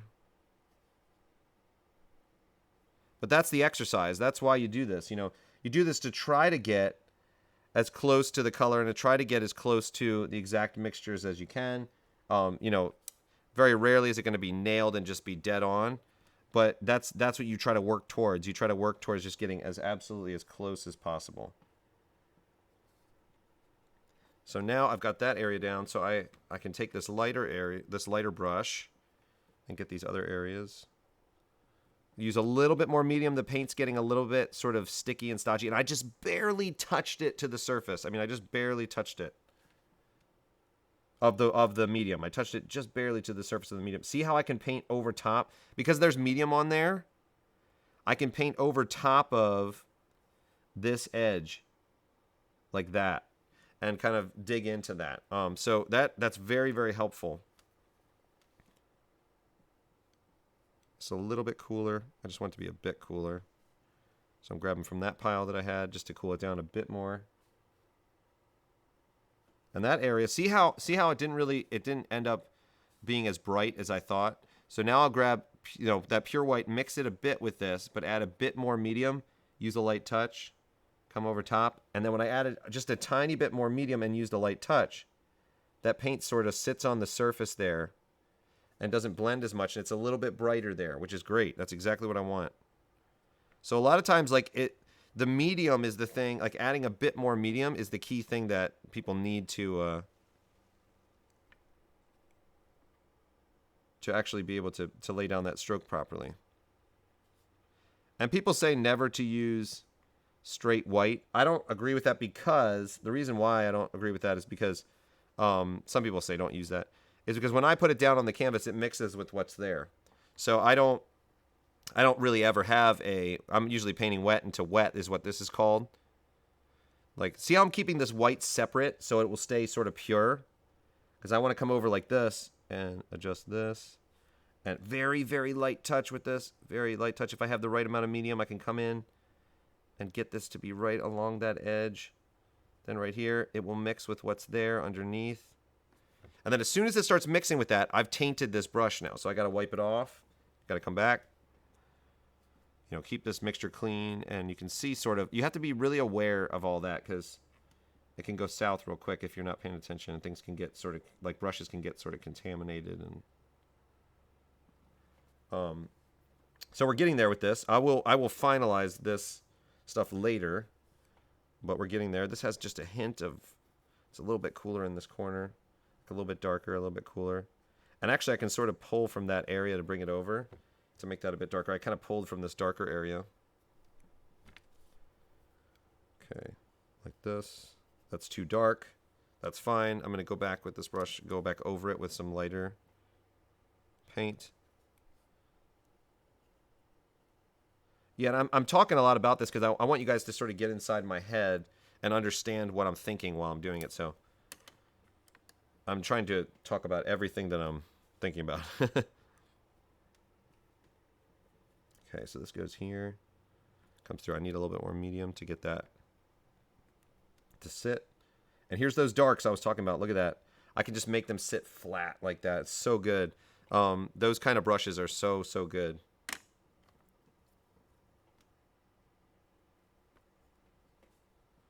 little bit of red right there, right in that corner. And then let's start getting a little bit for this area up in the upper right. Let's just kind of move from right to left. I'm going to grab another one of these brushes, and I'm going to use this for the areas of her shirt. So now what I'm going to do now is really important. So I'm going to clean this. I'm going to clean this off. So if we come in here, and I'm going to say, here, let's scrape it up. Look, I want to show you something. So when I scrape all this, I'm going to scrape all of it together. I'm going to keep this clean. Scrape it up, scrape it up. Now look at what I'm left with. This is what I'm left with, is a stroke that could be this size. That's it. That's not that much. That's not that much at all. And so a lot of times people will sit there working on their palette for a long time with only that much paint in there. Now you don't have to throw this away. This could be a nice gray. Maybe when you mix all this together, it's a nice gray. This one actually ended up being pretty warm. It's kind of, you can see it's kind of the color of the palette, because when you start mixing a bunch of colors together, that's what you get. But I want to clean this up so that my new, and I have to match those mixtures. So I need to remember what I mixed before if I want to work in those areas to get it again. But keeping this clean allows my color to stay pure and not just like degenerate. Like my color will sort of degenerate and will all become the same sort of thing, and I don't want that. So here, let's do this. Okay, so now I'm gonna mix. I'll show you how I would mix it with just my palette knife. So I've got some lights like this. This is going to be for the shirt, her shirt, like the gray, the two different grays for the shirt. And again, this is why I like this black, because this Mars black is just a nice, warmer. It just has more uses, I feel like, than ivory black. Just found it more useful. But so let's get more paint out there. Let's get more. And again, remember, if this was a larger painting, you would have quite a bit. Now there will be, you know, You'd have quite a bit on your palette. I mean, you'd have to have quite a bit of paint on there. So let's mix this up. You can mix it like this with the palette knife. I'm just taking it and actually flipping it. So like normally in my hand it would be like this. I'm flipping it and mixing it like that. Now this actually works, but it's a little cool. It's a little sort of, it's a little bluish for what I need. It needs to be a little bit warmer. So what's the easiest way to warm it up? I can warm it up with all these. So I think yellow ochre will keep it lighter, and yellow ochre is not that strong of a mixer. So I will come in and do that. Now I went a bit too far, I think. That's okay, because black is like usually very strong, so I can come in with a little bit more black and adjust that. And then it will end up in about the right place for the darker stripes. So you can work this way too. I was grabbing individual colors and slapping them down. You can work in this way too. And let's say you don't want that, you know, messing up the whole big area of your palette. You can wipe this area off, just, you know, like that. You can do that. You know, let's take a look. Let's add some medium to it. And I also don't like to overmix stuff like too much. Like there's still little flecks of paint in there. I don't like to actually, you know, mix it so much that I lose all of that. That kind of kills the, you know, the color. It's hard to explain, but if you mix paints like a ton and all the little flecks of different color are gone, it just sort of kills the experience, because paint doesn't look quite the same when you flatten it out like that. So let's take a look and let's see if we've got something that's close. I think it needs to be a little bit brighter. So I will grab some white, come to the edge of this. See, I've got enough medium to where it's flowing. Now I'm going to add this over top. Right, so that's coming right there. There's some darker areas that come in between there. I'm going to grab my other like sable brush, that kind of a thing. I'm going to create a dark there. Just add a little bit of this transparent Mars red to this Mars black and get that darker value that shows up there. And actually I could probably add a bit of this blue to this to get and a little bit of that black to actually get the hair and that value down a little bit as well. And that occurs right here too.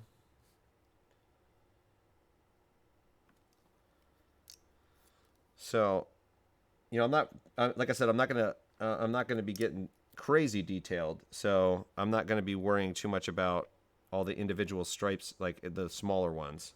But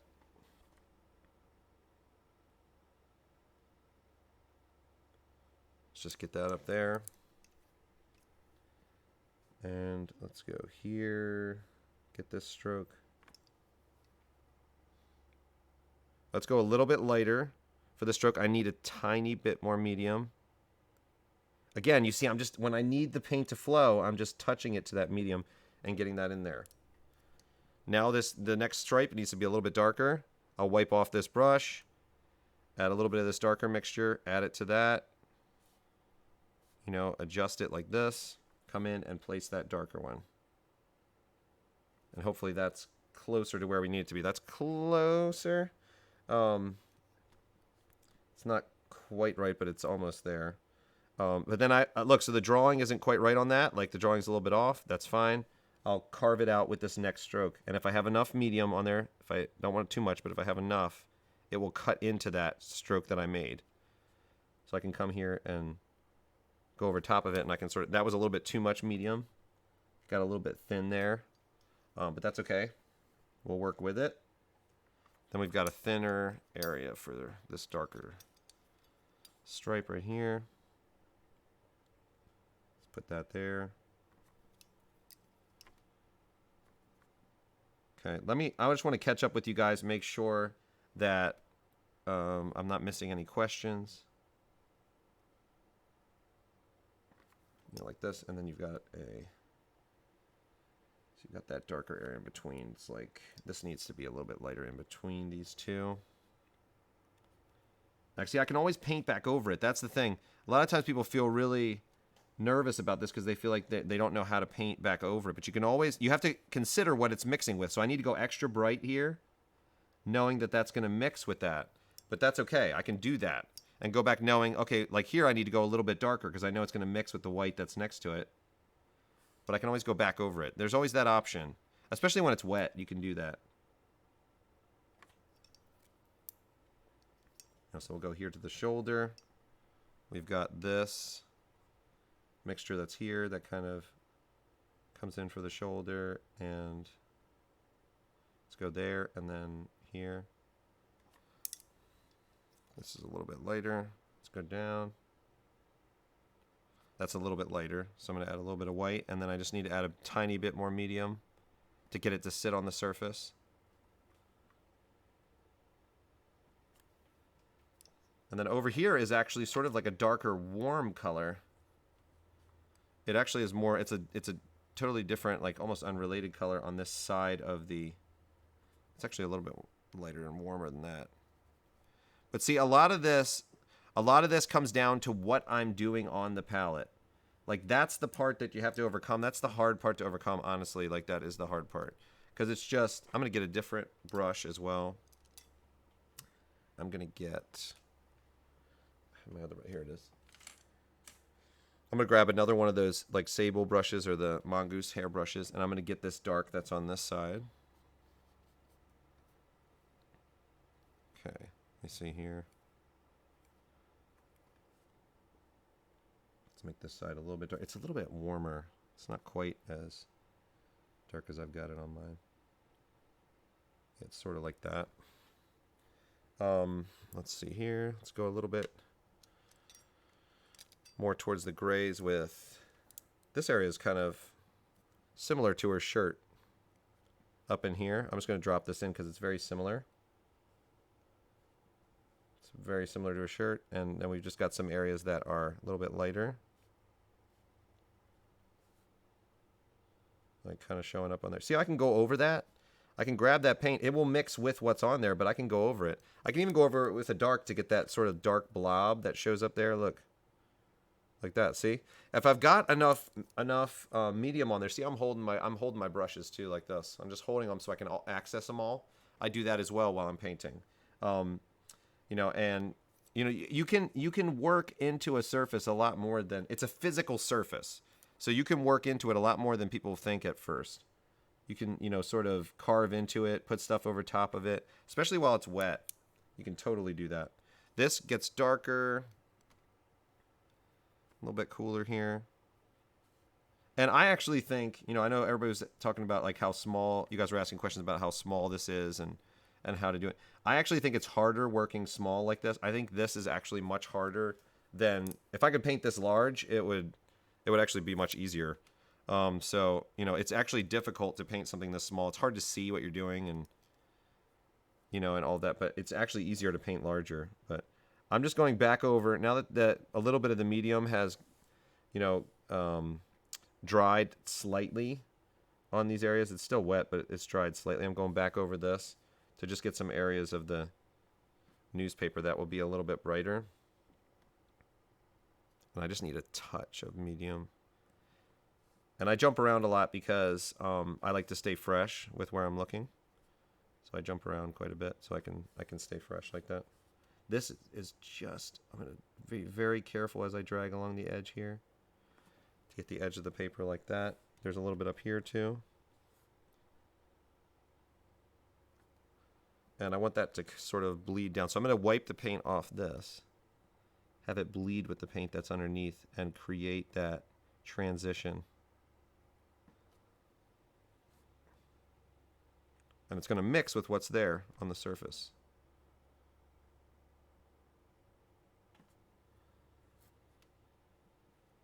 So we can start getting all the reflected light and get all that stuff based on that. So it's looking like the whole thing overall is looking a little bit warmer than what the original is, but I think part of it's like the skin tone that I have in there, but that's fine. But we'll get to the, you know, like I said, the goal is to try to get it as close as you can. But for me, the whole thing's looking a little bit warmer. It's not, you know, certain areas are not quite right. That's fine. You know, it's not going to be 100%. And a lot of times, like, you know, trying to mix the exact color, like it's going to be tough, you know. It's more the relationships of the colors that make a difference. So that was a little bit of the brush being a little bit weird, and the stroke not being what I expected, I can alter it. Not a problem.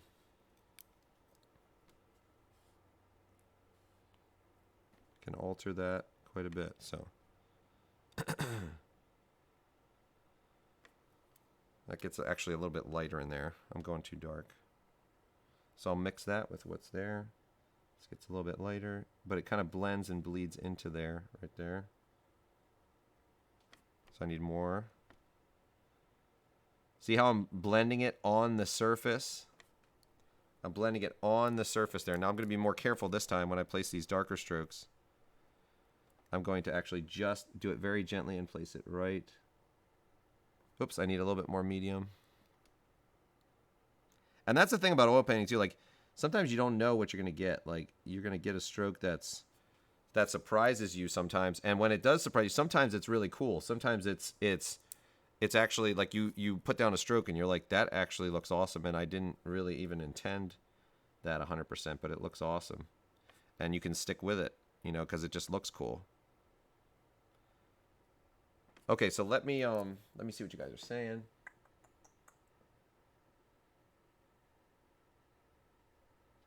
Oh, I got a hype train emote. Thank you, guys.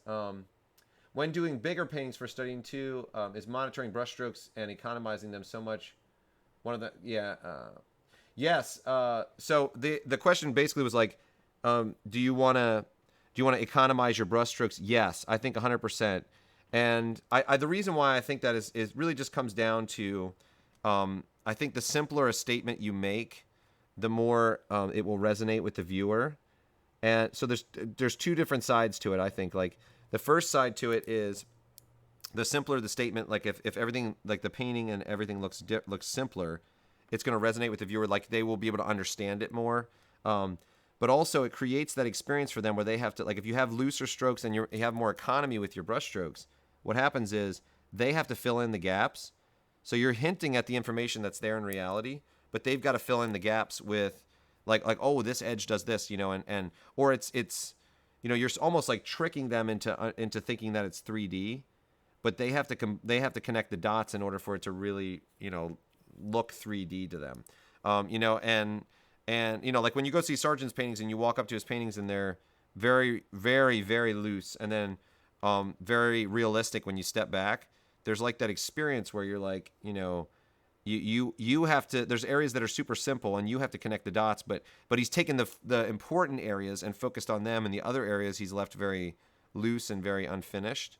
And so there's that you know, sort of interplay that's happening with the viewer, and it's almost like the viewer gets to be part of the process at that point or something. It's interesting, but that's my take on it. You know, it depends on what style you're doing. I've seen paintings that are not loose at all, that are very, very tight, that I absolutely love, and I feel like I wouldn't even want it. Like, if I changed one thing with it, it would mess it up. So you know, I think simplification in general is probably what you want to shoot for, because like I said, because for the viewer it just resonates much more if you can say something in a statement that's only like a sentence long. It's going to stick with someone more than if you have to say it in 12 paragraphs. But that's not to say that someone that's doing a 12 paragraph, you know, speech, you know, that might be better than my one sentence speech. So, you know, so it just, and everything matters a lot more. Like when you only have one sentence to say things, or one type of stroke to describe everything matters a lot more. So, you know, it just depends on what you want to do with that particular painting as well and all that. But yeah, I think you should always try to strive for brush economy. I think it's a good thing to be efficient as a painter. Paint just doesn't like when you mess with it too much. You can mess with it a little bit, but only to a certain point. And if you start messing with it too much, you find that it goes south pretty quick. So, yeah, paint doesn't like to be fussed with endlessly. You know, it just loses its character. It loses like the good aesthetic. You know, it's interesting. It's interesting. So, great question though. I mean, it's great. Okay, so let's start. I'm gonna wipe off my brushes. Actually, yeah, I'm gonna wipe off my brushes and let's start. Let me just finish some of these. I didn't bring these stripes all the way down, so let me. Well, that's too dark. Well, it actually does get a little bit dark there. So, yeah, there's a little bit of darkness there. This is sort of like a thinner line, and this one is sort of like that. So we'll keep that there like that. There's some darker areas here for these folds that Soren put in, kind of like this. And then there's a darker line that goes all the way down here too, in between these things. Yeah. So let's start indicating some of the skin. Let me just do this area real fast. I'm just gonna do this, and then I want to get to your questions too. I'm sure there's more questions, so I want to get to those. You guys have such good questions too. Everybody, like yesterday, it was really good questions as well. Everybody knows what's up because it's good questions. Okay, so, and you know, if we don't get to the Craig Mullins, how much time do we have? We might get to it. We might be able to do it quickly, get started on it quickly. So let me just move a little faster on this, and we can. But it, you know, I don't mind. I don't mind if we don't get to it because I really want you guys to see my thought process with this and really, you know, understand why I'm making the decisions that I'm making. This is definitely cooler in here. It's that constant like back and forth sort of interaction and saying what needs to happen. Does it need to be cooler, warmer, all of that. Let's put a highlight on this pot. Watch this. A little bit more medium. I'm going to go in here. It's not going to be straight white. It's just going to have a little bit off white. Let's put that highlight on. Now I used enough medium to where this will just, when I put it on, it will sit. Maybe I need a little bit more and a little more paint. And I almost will like scoop it onto the surface of the brush. And then I drop it and it sits on there. Boom. Now that was a little bit too much. That's fine. We'll adjust it. Like I said, you can always go back. I had a little bit too much medium on there. So we'll go back and we'll use the darks to kind of carve that out. Right? And there you go. Now it's a little bit better. So it's not unchangeable. Like when you put something down in oils, you can make changes. It's not like you can't make changes to it. You know, a lot of times you'll feel like, man, I can't, you know, once I put it down, then everything gets messed up. And you can make changes if you're very careful and you control your medium. Like you can make changes. Okay, so I'm gonna look at some questions, and then while I'm mixing up the skin tones and stuff, I'm gonna go back to the bristle brushes a little bit more for the skin. I think for the hair, I'll probably use these brushes, but I'm just wiping these off. Just wiping them off, getting the paint off of them. Okay, so let's see here.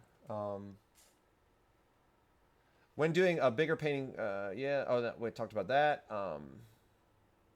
Oh, you prefer Mars Black too? Yeah, yeah. Starscapes. Yeah, that's yeah. I find it much better. I find it much better.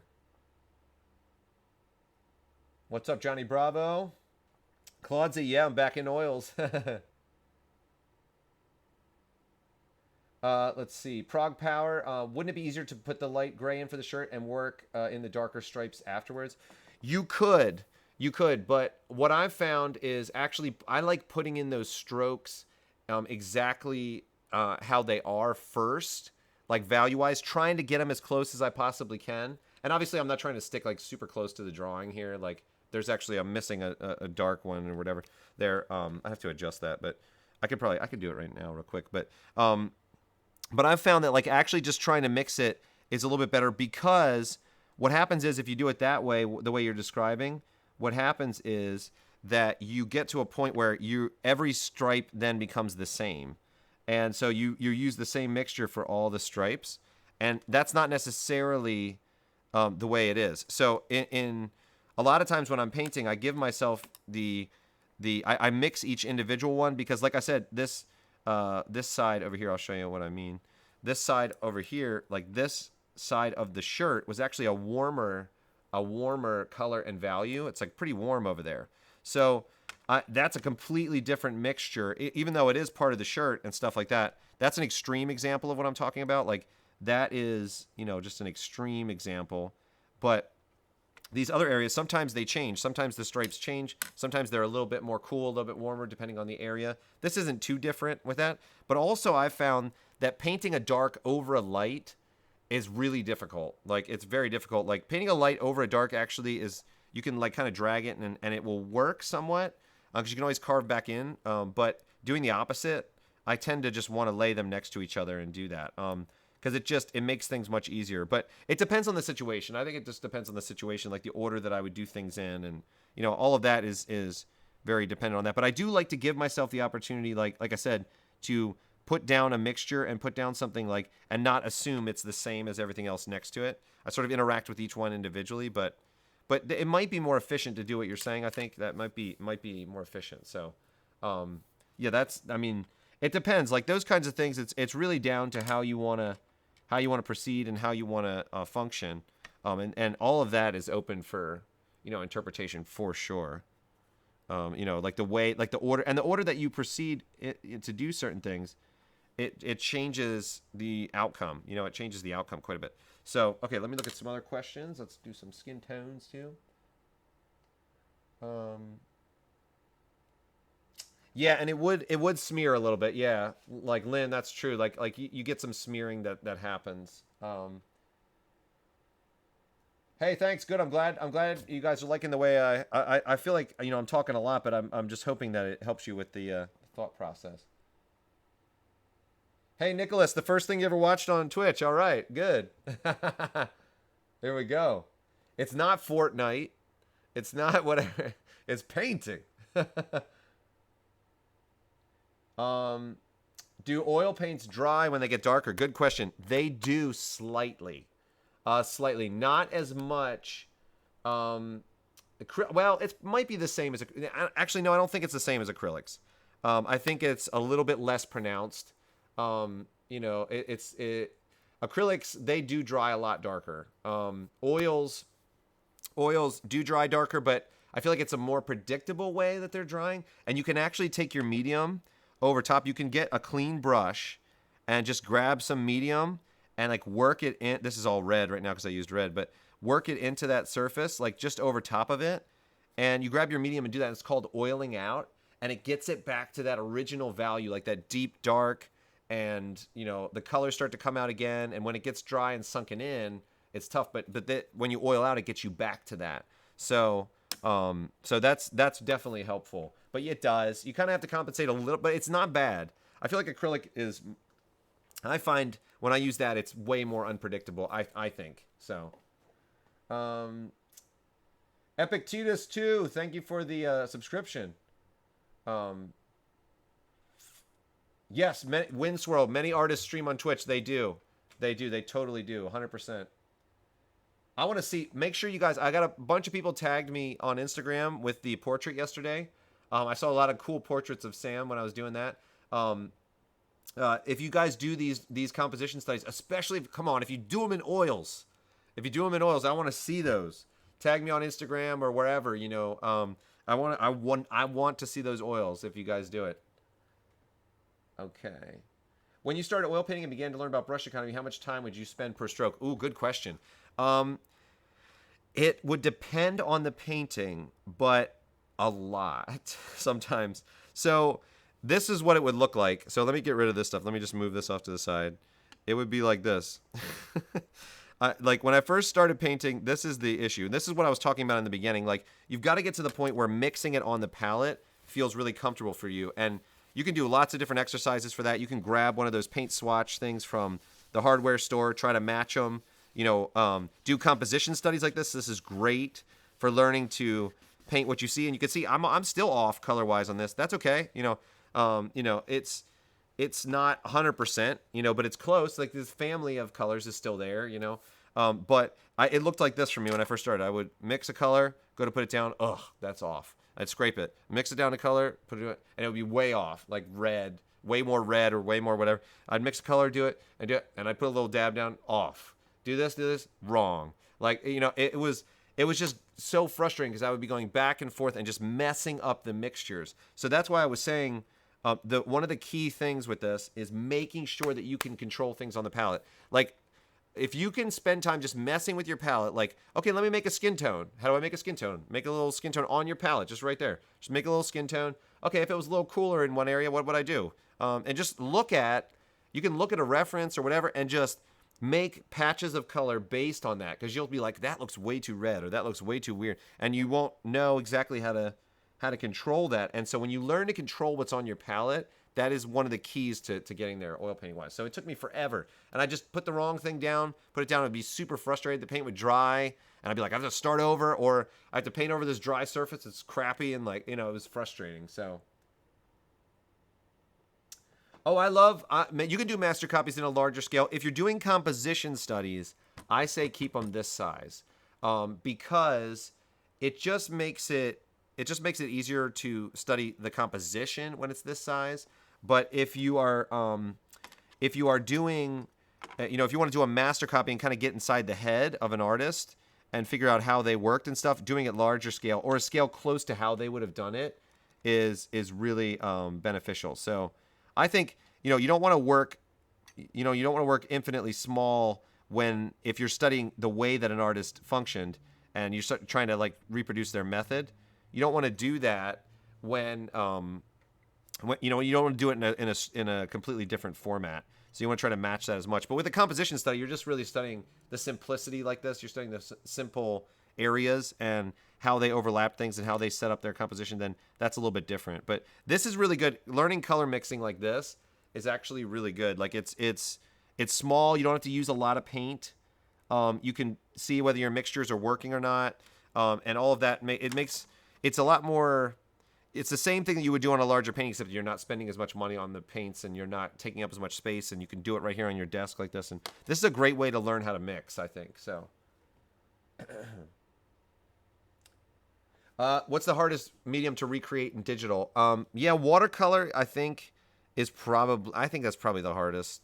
It's just, it's just hard. Like, it tends to look the same. Like, each stroke kind of looks the same. Like, getting the variability of watercolor is just very tricky. I think oils are the same way, because exactly the way the strokes sit and all that stuff, it's just very difficult to nail that and get it exactly right. It just doesn't have, like, having that physical surface and then coming back to it and being able to adjust that surface.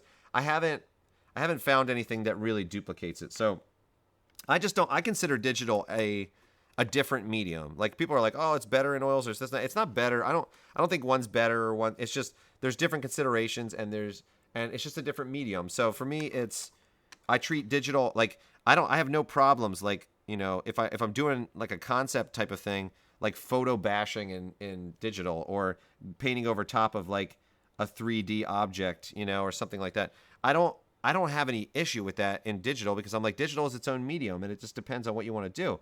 If I'm doing a fine art painting, well, that's totally different, right? If I'm doing a fine art painting, I'm not gonna photo bash. I mean, I could, I guess, but it's just different. It's just different. So there's strengths and weaknesses to each, and so I just try to like look for what the strengths are and build off of that in each medium, like look where the strengths are and do that. So,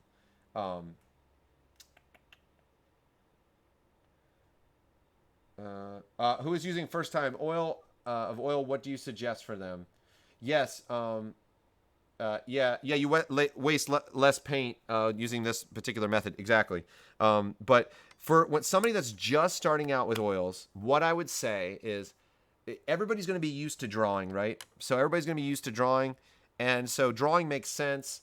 But the surface of the paint and getting it to kind of work doesn't it's very tricky. So what I would say is, if you're starting out, do it monochromatically. Just use one color and white. That's it. Use like a transparent Mars red and white. Start like that, and then after you feel really comfortable doing that, then actually move on to color and just use more of like a limited palette or you can use like full colors here, but just it's going to be much better once you get the behavior of paint, once you get the kind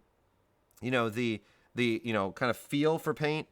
It's much easier. So I would say start off monochromatically, just white and a color. Get used to that, and then get used to using the medium, and then kind of work some other colors in and stuff. And start doing that. You have to get the way paint behaves, I feel like. So, let's see. Do you have any tips for mixed media? Yeah. Right. So I think you can definitely paint oils over top of acrylics and stuff like that. You can paint acrylics over top of oils. The only issue with painting acrylics over top of oils is the drying time of oils. Like, you don't want to trap a layer of oils while it's drying and wet. that will cause weird things to happen on your canvas, like cracking or whatever. But if you're working with acrylic first and you're building oils over top of it, I think that's fine. But I would say the biggest thing if you're doing mixed media is just experiment. So have some stuff off to the side and like just take some like real cheap canvases and just like try stuff. And just like say, like have little patches. Like when you go to the doctor and they tell you about whether you have allergies or not, and they'll have a little patch and it's like, well, you're allergic to, you're allergic to this, like you're allergic to, ragweed and you're allergic to mold or whatever, and you have like all these sections of your back. I don't know if you guys have ever had that done, like where they prick you with that stuff. So if you do that, but you kind of have a canvas and you say like, this is oils over top of acrylics while they're both wet. This is acrylics over top of oils while the oils are wet. This is this, and then you just watch what happens. And because mixed media can get a little bit tricky, you just don't want to mess anything up. But then experiment like flicking on a toothbrush with like acrylic, or flick it off with oils, see what happens. And I think just doing some experiments is the key. And just like if you have like a whole canvas full of experiments, then you'll have like options for yourself with the mixed medium, to what to do and how to use it. So I do a bit more fluid watercolors when I want to do detailed illustrations. I generally layer lightly with watercolors and build up my... Yes. Watercolor is awesome. It's so hard. Fluid watercolor is very hard to replicate digitally. Yeah. Yes. And see, that's the thing. It's the same thing with oils. Like when you come back to what you did, like getting the feel to be the same is just so difficult. Same thing with watercolor. Like coming back to what you did, it just doesn't feel the same. It does not feel the same digitally. But the initial stroke might be good, and you might be like, "Oh, that's cool. It looks really similar." But then when you come back to it, it doesn't feel the same. What's up, Vimes? I think there is a place for oil paintings in the entertainment industry.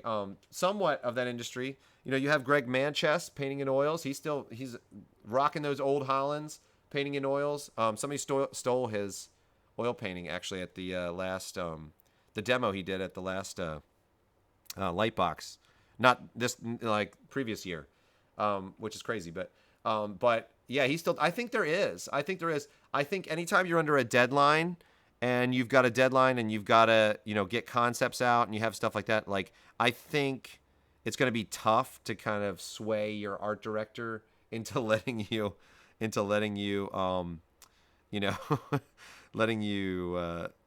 work in oils. It's just it's the drying times, and that's the hard thing. So I think there is a place for it. I think it would be more limited, unfortunately, but I think there definitely is a place for it. It would be unique though.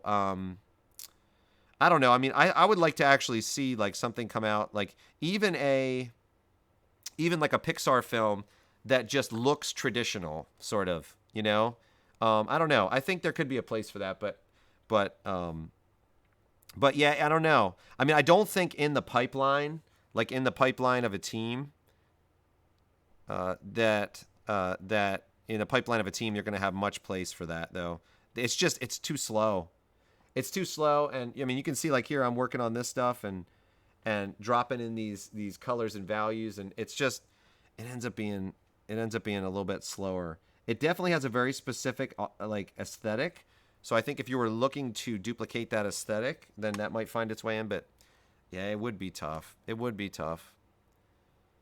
I think it hasn't gone the way of the dodo, but I think it's definitely, in terms of the entertainment industry, I just don't think, I don't know if there would necessarily be a place. As pained as that makes me, I don't think so. I'm not sure that if I was the art director that I would tell people to do it either, because it's just, it's like, I'd be like, come on, we got deadlines, we gotta get this done, and it'd be difficult. It'd be difficult to do that. So, all right, so I'm mixing up the skin tone. It's a very light skin tone.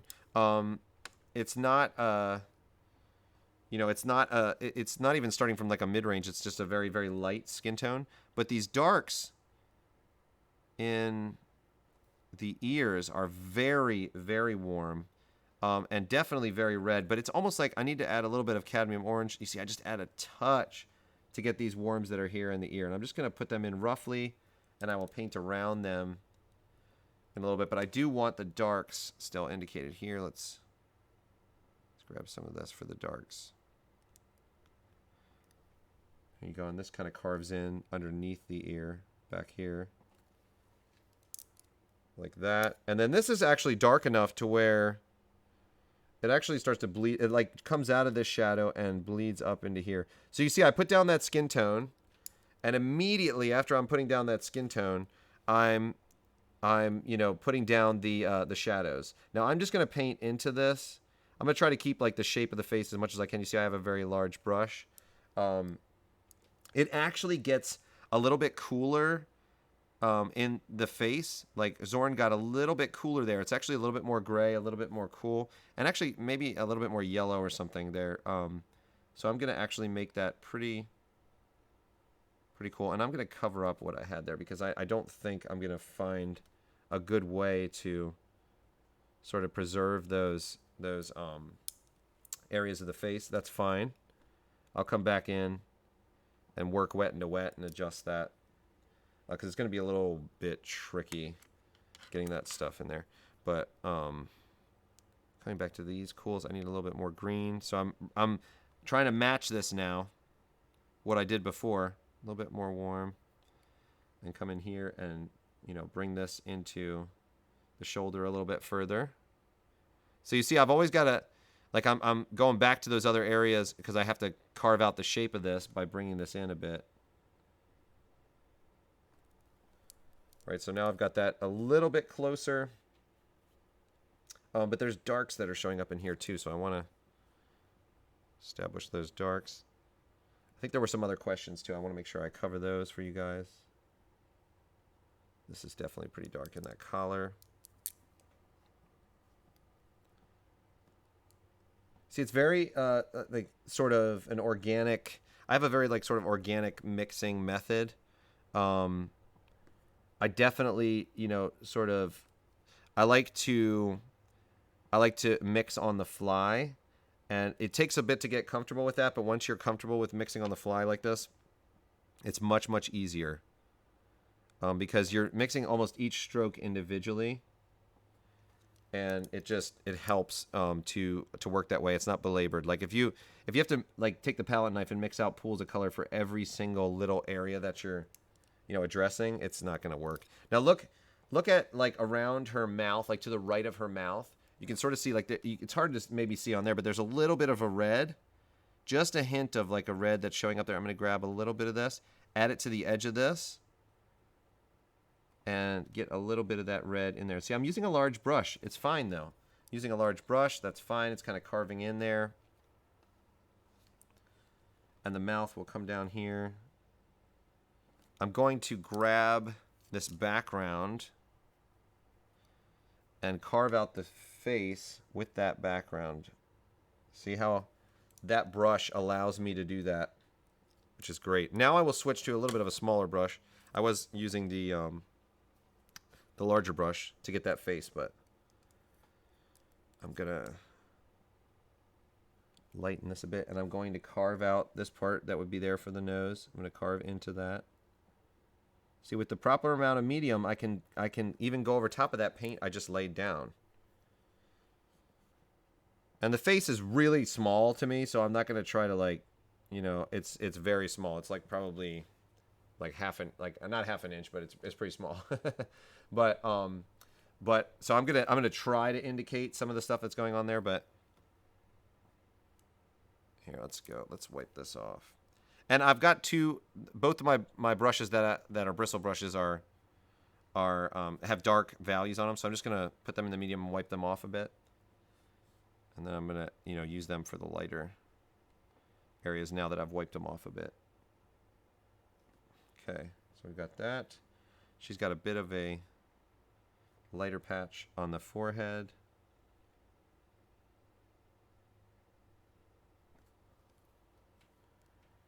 And we've got a shadow value that looks something like this. Hold on. Try to get that shadow value for that eye in the right place.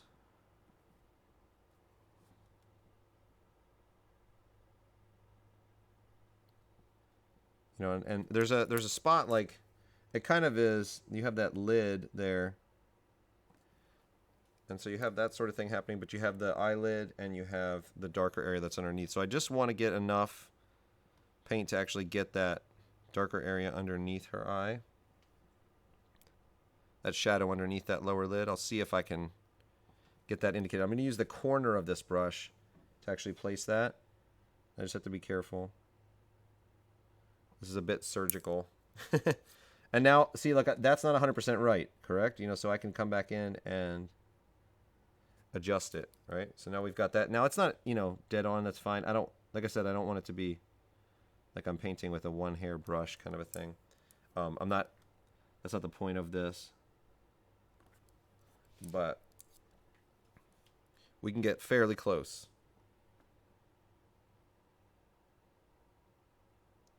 So it's okay to make a stroke that's a little bit too big like that. See how that's a little bit too big and a little too much paint went down? And then you can come back in and carve it out. So now when I carve it out next to it, I'm going to make sure that I have the value and the color for that area next to it correct. So I want to come in, it needed to be a little bit brighter from the previous strokes, so I'm going to make that a bit brighter. This comes in like this, it comes out a bit more on this side, so let me just bring that out a bit more. This hair is not the, it's a little bit too warm in those areas, so let's get a bit of that hair like indicated like this. This area is a little bit more like that. Kind of bleeds in like that. So it's just area to area, and you know, there's a lot of analysis for you know, like what's happening value-wise, color-wise, edge-wise, all of that. But let's put in, this is pretty warm actually. I'm going to use some reds. I'm going to start with that and the cadmium orange and the cadmium red. Come in and add white to it. And you see how I'm pulling from the edge? I put these colors down in like worms. I stole this from Richard Schmid. I put these colors down in like worms, like, you know, so that you can pull from the edge without tainting the whole mixture. It's very important that you don't go in and just really taint everything, you know, massively when you're doing this. Like, you don't want to come in and just ruin your mixture, like the straight color out of the tube. You don't want to come in and ruin that. So you have to be real careful of that.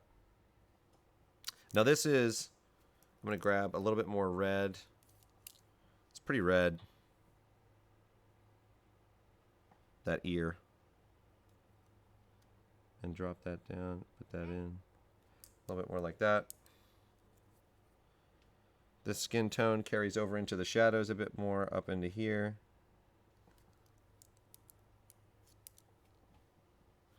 And her hair comes down a bit more.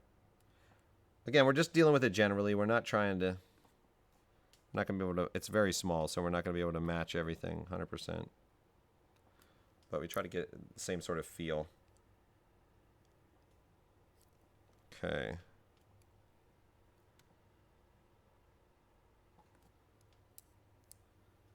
And then let's actually get this nose indicated. Let's see if I can get something indicated for the nose. Get it down a bit more.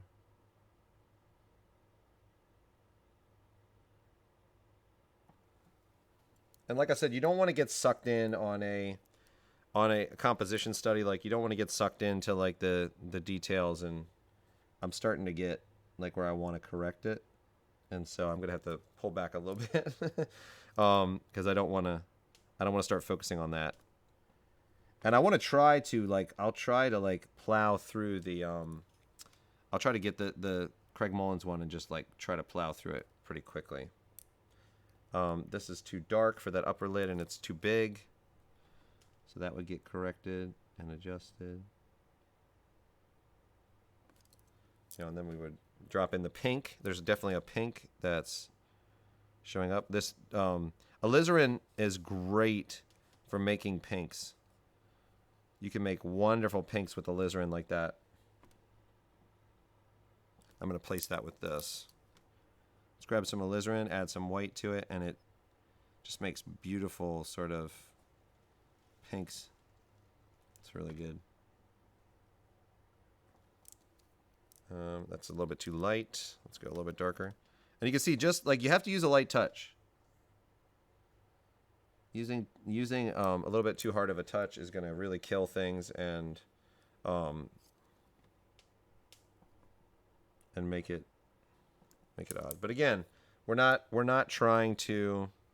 I mean, this is very small. Like, these areas are very small, so just want to get it to. I just want generally it to. I just want it to work generally.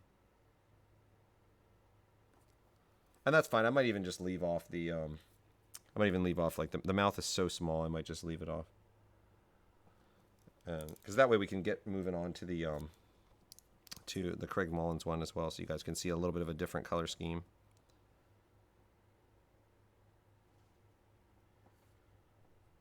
Come in here, and we've got this area that we indicated before for the background that we can kind of carve this out with. But I'm really curious to see if you guys have tried this in oils on your own, like how you did. I'm really curious. It's whether this helped and you could kind of follow along. You know, let's go a little bit lighter.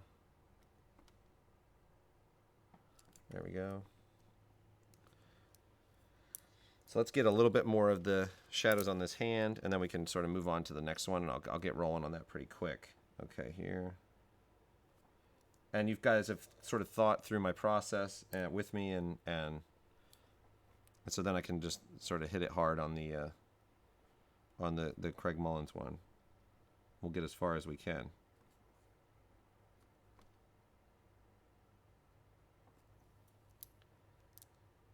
Okay, let's go here. This nice warm shadow there for the hand. You know, like that kind of a thing.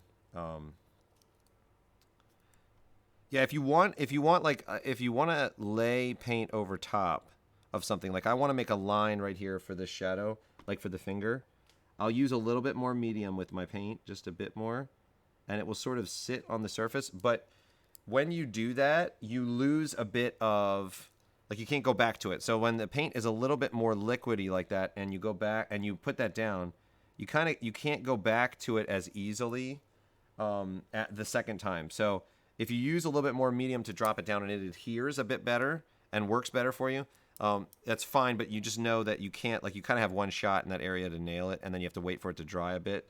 It just doesn't end up working the greatest when you want to go back to an area where you've used a little bit of extra medium to get it to sit on there.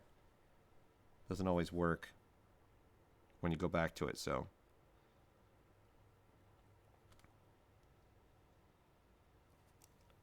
Okay. So, you know, we're not 100% on this. It's still very, very warm. Like, I feel like in a lot of these areas, like this is still pretty warm. I think it would actually be cooler in here. Like, that's a bit cooler. And there's a number of things that are just not, it's a little bit warm, and in the ear is fine, but the other areas got a little bit too warm. Like, there's definitely things going on, but you could see how this would be a good basis to then build from. Like, you could totally build from this and correct, especially if it was a larger painting, you could correct from this, you know, adjust and, you know, get a much better result from that. You know, it's a really, really fun process to do this, and it really does help with mixing. And I've only used that much paint. I haven't even used that much of a canvas. I haven't really done, you know, hardly anything. Like, it's just, it works really well to figure out oils in you know, with a composition study like this. So let's switch this up. Let's go to the Craig Mullins painting. Let me find that here, and I will actually browse for that. Here it is. And then let me bring that up on my iPad, and we'll start on that one. Let's do it, because this one's gonna be fun, and we'll try to bang this one out. I'll try to go a little bit quicker. Let's see. Let me get this. Got it right here. I love this painting that he did. That's really cool, and the colors in it are amazing. So that's why I wanted to show you guys. So let's move this. There we go. I'll move that down a bit, and we'll try to move quickly. Hey, Johnny, Craig who? Any recommendations for what to paint as a beginner? I see Cesar Santos just painting straight into a sketchbook with oils. Oh, what to paint on? Yeah, yeah, you can do that. You can buy like a multi-purpose sketchbook and totally do that. Let me make sure you're seeing that on here. Okay, good. You'll be able to see it. Yeah, that's what I would do. I would just buy like a multi-purpose like sketchbook, like one that you can put like different things on, like different types of mediums, and start painting in there. There's no reason to do composition studies like this right in there. You can do all this right in there. Now watch this. I'm gonna do this, guys. You can see here. I'm just gonna wash these brushes. So I have all the paint from the previous painting on there, and I'm gonna wash them. So I'm gonna wash these brushes. This is just straight Gamsol. And you see I'm doing it in a very technical way where I put them all in at the same time. I just want like the big chunks of paint off with them. This is the thing that's going to be offensive to people, like their nose and their breathing. Like when you open that up and do that, that's when it like the solvent starts to get, kind of into the room and stuff. So I try to minimize that as much as possible. Actually, you know what? Let me take a shot real quick of this. I'm going to take a shot of this so you can see like what it looks like to me, like when I get close up to it, and because it's going to be different than what you guys saw. Hold on. Let's see. Let me get a good shot and I can bring it right up. Okay, hold on. Let's do it like this. And it's going to look different. It's definitely going to look different. So I'll bring that up for you guys. Let me show you. Oops. Let's do this. And it looks like Twitch is playing nice today, which is great. Which is really good. Okay. Let's upload this. Okay, 1 sec. I'll get it for you guys. Normally it uploads right away, but...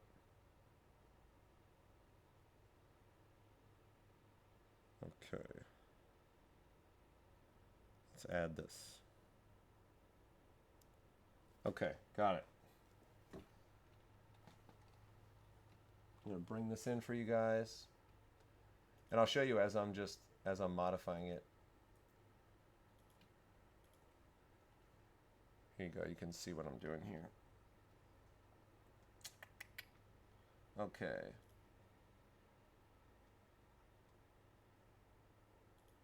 Here we go. Got Photoshop loading.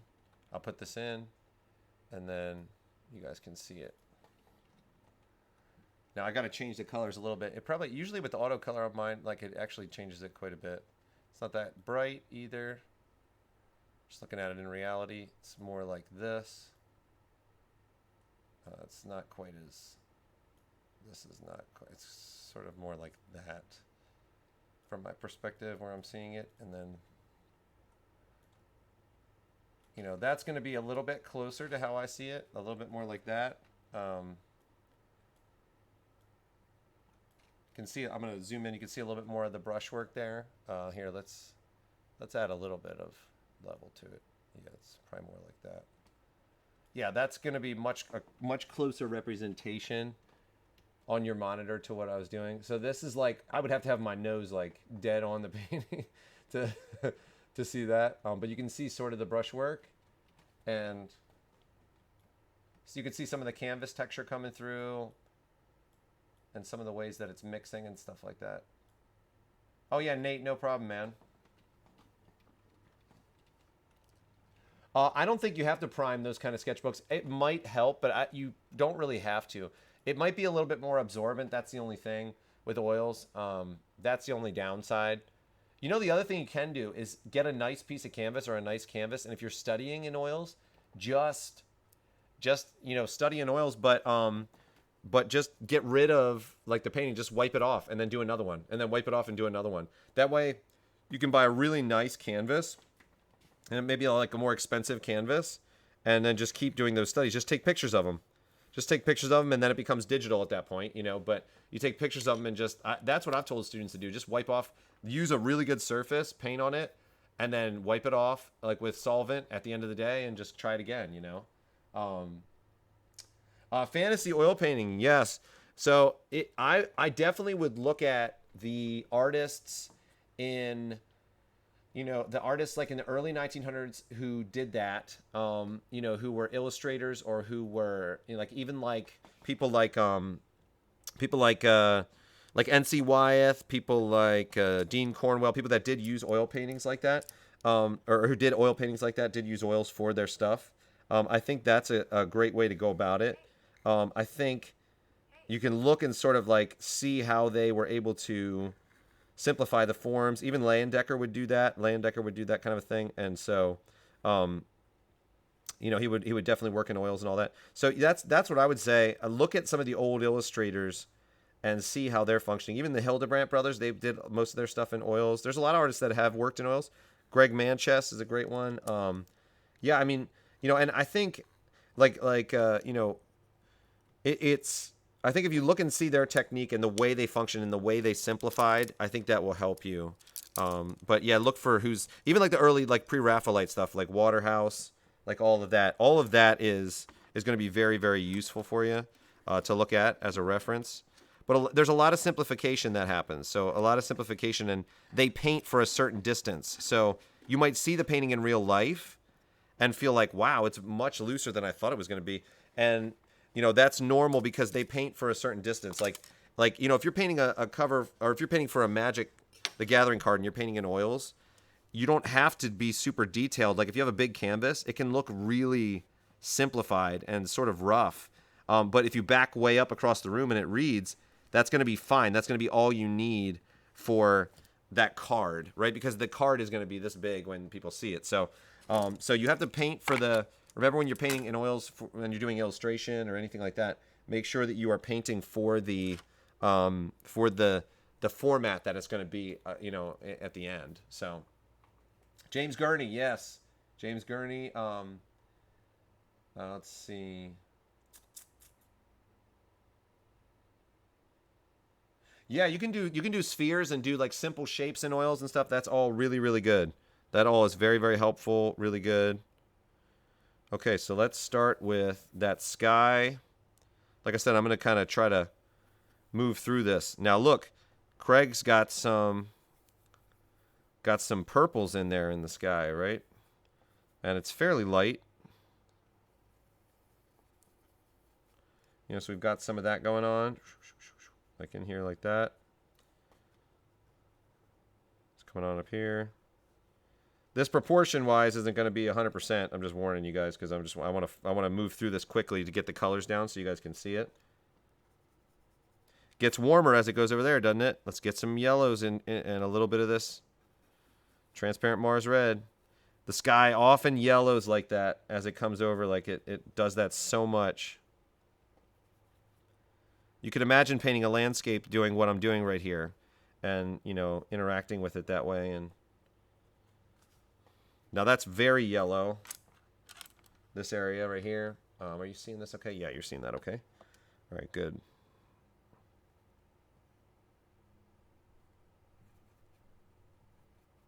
This is very yellow, kind of a peachy yellow though, so I'm going to go to that Venetian red actually. Yeah, that makes it a little bit more of like a peachy, and it's a little bit lighter.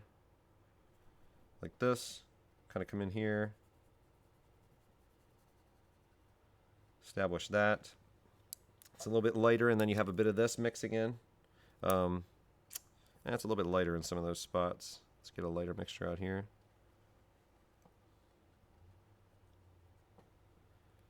Let's see. A little bit more yellow up here. That kind of a thing.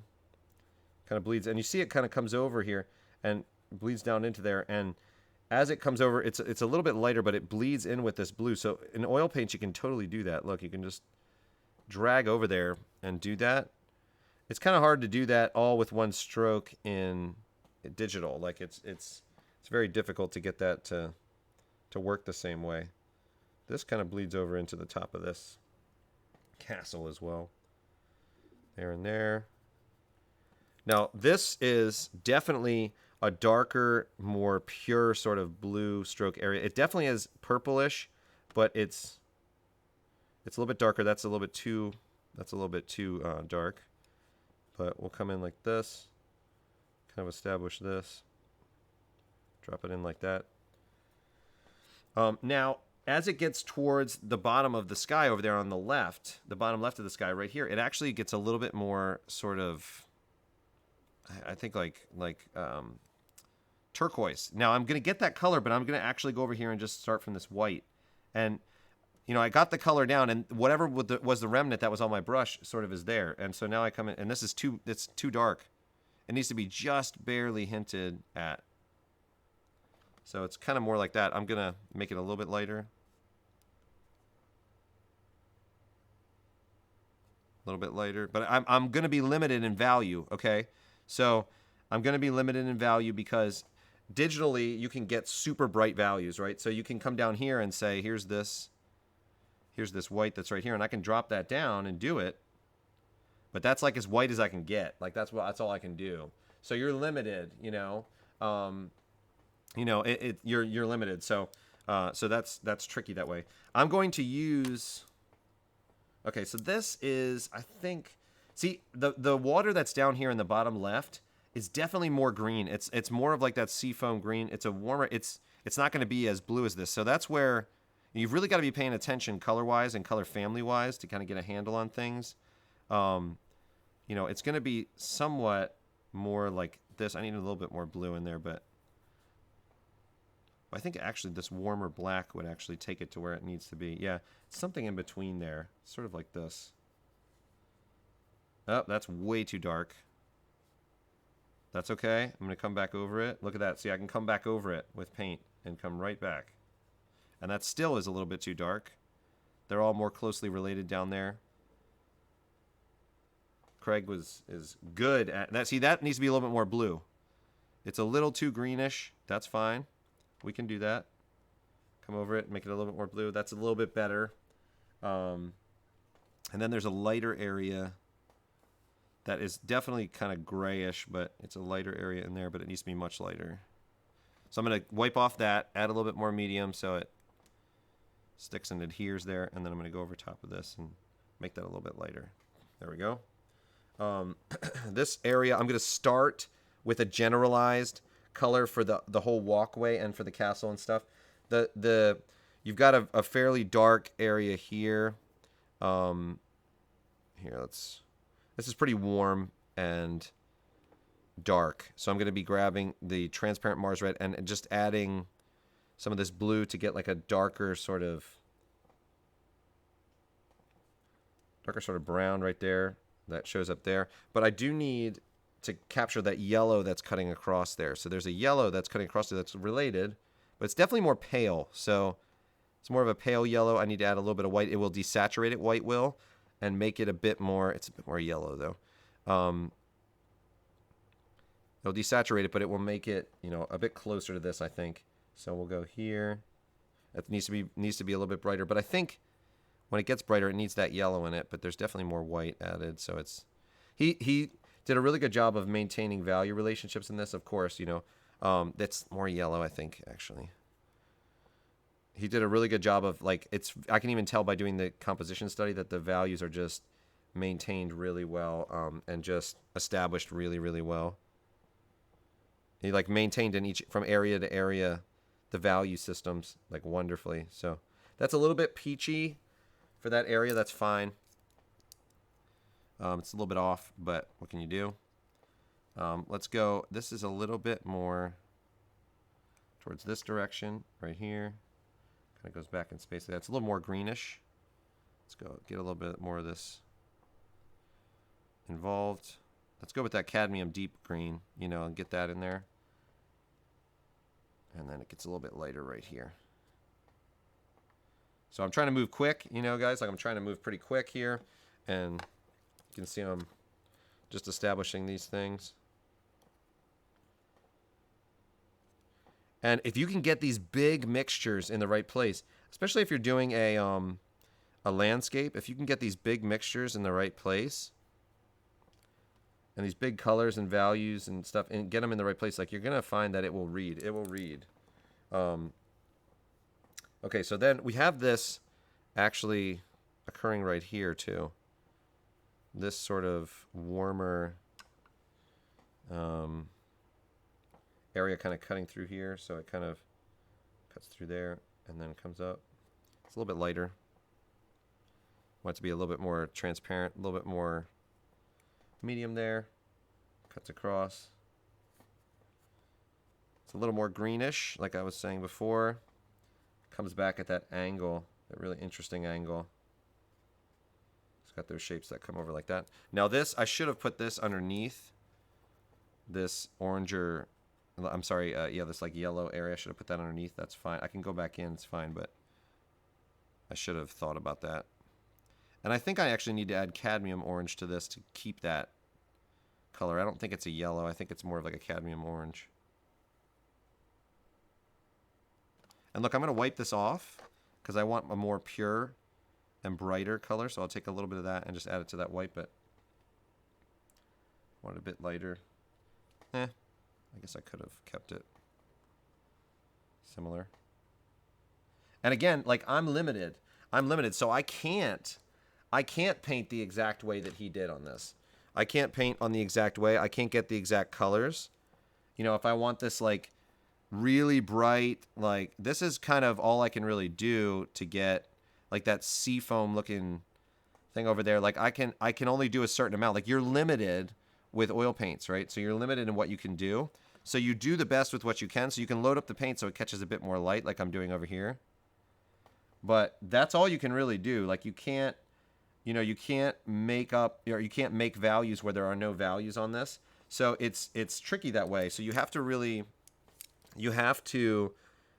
work with what you've got, and you have to make adjustments based on the value relationships. And when you do a composition study like this, you start to see where your limitations are palette-wise. And this is, again, what I was saying, like how you can look at something and say, all right, well, you know, I can't get this kind of a purple. It's not working out. Or I can't get this kind of color and it's not working. It's not there. I don't have it. You know, I can't mix it.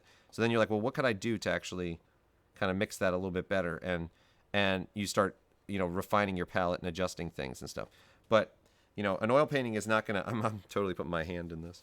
You're not going to be able to get the exact same values as digital, you know. You're not going to have that range. It just can't happen. This is definitely a little bit lighter, a little bit more like that purple. Like that. And then we have this sky showing through a little bit more, a little bit cooler. A bit more of that purplish blue, but it's lighter for sure. Kind of creeping through here. I need it to be a little bit brighter. Like that. And then coming through like this. Now let's do the rest of this.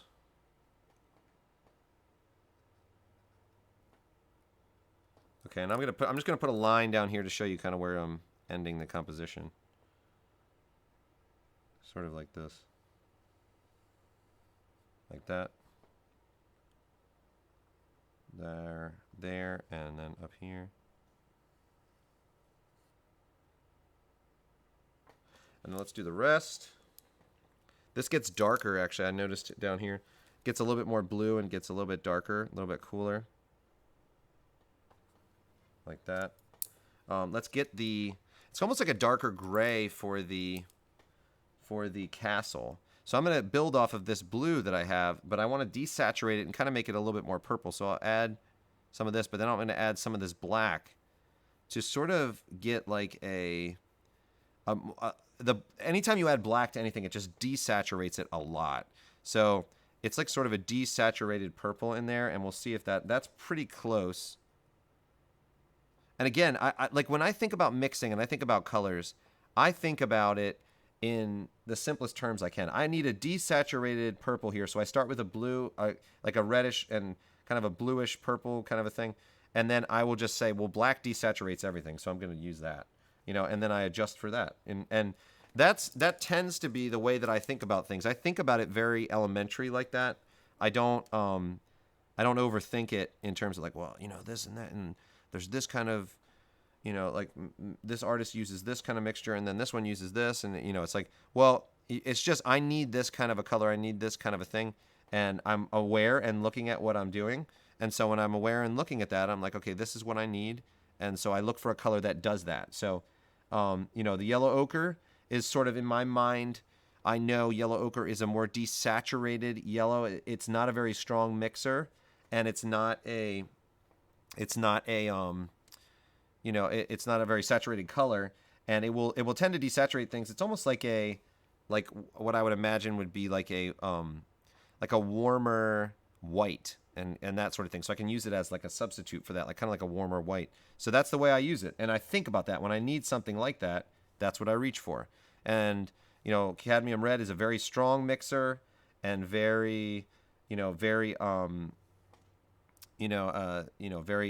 this particular one is very opaque that I have, and so I know that that's going to be the case with that, and I know it's going to lean more towards not towards the orange side of red, but the other side. So I just work based on that. So once you start to get a feel and understand the characteristics of the paint that you're using, things get much easier. You just have to kind of put them into categories and say this type of paint is this, and this type of paint is this, and that kind of thing. So here we've got some warms that are mingling in here in the bottom of this, and there's actually sort of like an orange that shows up. It's actually a bit lighter there, right here. And then there's actually a really bright orange that's showing up in there that Craig put in there, like that, like a brighter orange that's showing up there. These are very clear shapes out here. So I'm going to put them in as very clear shapes. Like this is going to be carved out as a shape. This is going to be a little bit lighter, but that will be a very clear shape as well. Carved into that seawater. This is kind of I'm going to add some cadmium orange to some cadmium red, and this is almost going to be like straight right here. I need a little bit more orange, but it's almost going to be like straight. It's a little bit lighter, I guess. I'll have to look at it compared to everything else, but the problem is when I add white to this, it's going to desaturate that a bit, so I think that's pretty good, though. That will sort of be in there. Let's adjust this, too. So cool, this castle like fading into the distance there. Let's put these guys down just for a value reference as well. Like I said, I'm trying to move quick, so I know I'm firing through things fast. I'm trying to keep you aware of what I'm thinking. Let's go. Let's put this in too. I'm gonna jump over to this as well.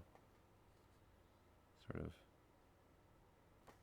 like there's that, but it gets a little bit lighter as it goes up towards the top. So let's mix that with this. Get a little bit lighter. I'm going to come over it with this a little bit, just to soften that and lighten that. It's more like that, and then I want to carve out that shape. Yeah, it's a little bit more like that. That's fine. There's a deeper, darker red for this guy, the second guy, and they come down more. I put them in the wrong place, but that's okay. I'll just put them right there. Let's go a little bit darker.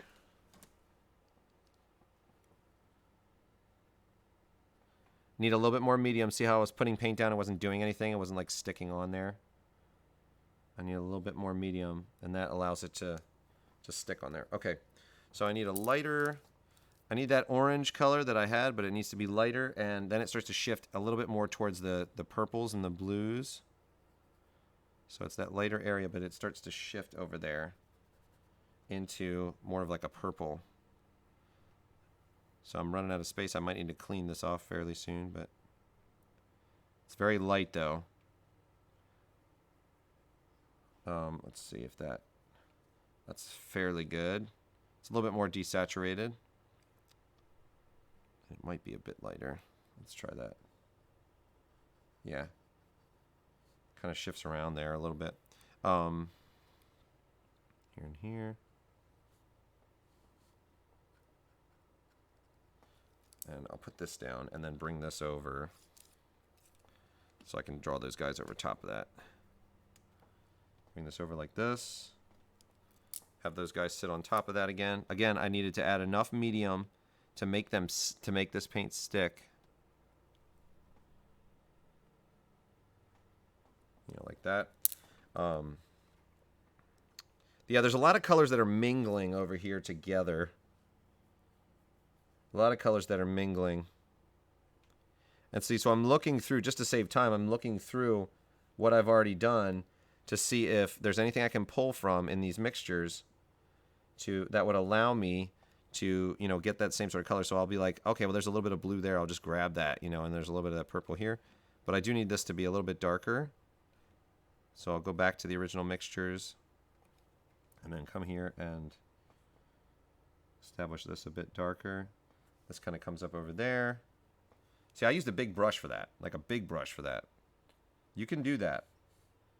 It's not, you don't need to use a super tiny brush if you get used to using it. This is going to be, this cloud is going to be fairly purple, but it's going to have a little bit of, gets a little bit lighter in there, like that. So you can see you can move pretty quickly with this, and you can cover a lot of ground. Let's go a little bit brighter. And let's add a little bit more medium again so it sticks on that surface a little bit more. But not, I added too much. I dipped it in too far. That's okay. Go back and adjust it. Hey, thank you for the subscription. That's awesome. You guys have had really good questions today too. Like this has been really fun. I wasn't sure how this would go because oil paint and all of that. I wasn't sure, but this has gone really, really well. It's been really fun. I've had a blast doing this. You guys have had great questions too. Now this, woo, that happens. Look at that. See that? All that paint gets all over it. That's all part of it. That's what got on my pants earlier. I got paint on my pants, but that's okay. This is a little bit lighter. Let's add this, and this is gonna go like this and just come straight over. Look at that. Look at that stroke. It's picking up everything else that's there. It's fine though. I can go back over and adjust that. That's the unpredictability of oils and just paint in general that's so cool. Like that stroke works. Yeah, I can come here and like darken this down. I can come over top. There's like some guys that are sitting right here. I am gonna have to adjust this and come in and get those values like a little bit different. There's this area sort of got covered over. I did something weird there, but I need this to be lighter and more of like that seafoam. I need that to be very bright. So I'm gonna actually load up the paint there and just get it hinted to be a little bit towards the that green side, But that's like the limit I can get value-wise. Like that's it. That's all I can do. So that's the most I can get. So now I'll come over with this and dig into that. See, even with that thick paint, I can come over like this if I've got medium on it and establish this. And come up over for that. Now it's not quite that thick and all of that. I can adjust that afterwards. Adjust it and have it kind of sit more like that. That's fine for a simplified version. Come up here. That comes there. Whoops. Painted over that.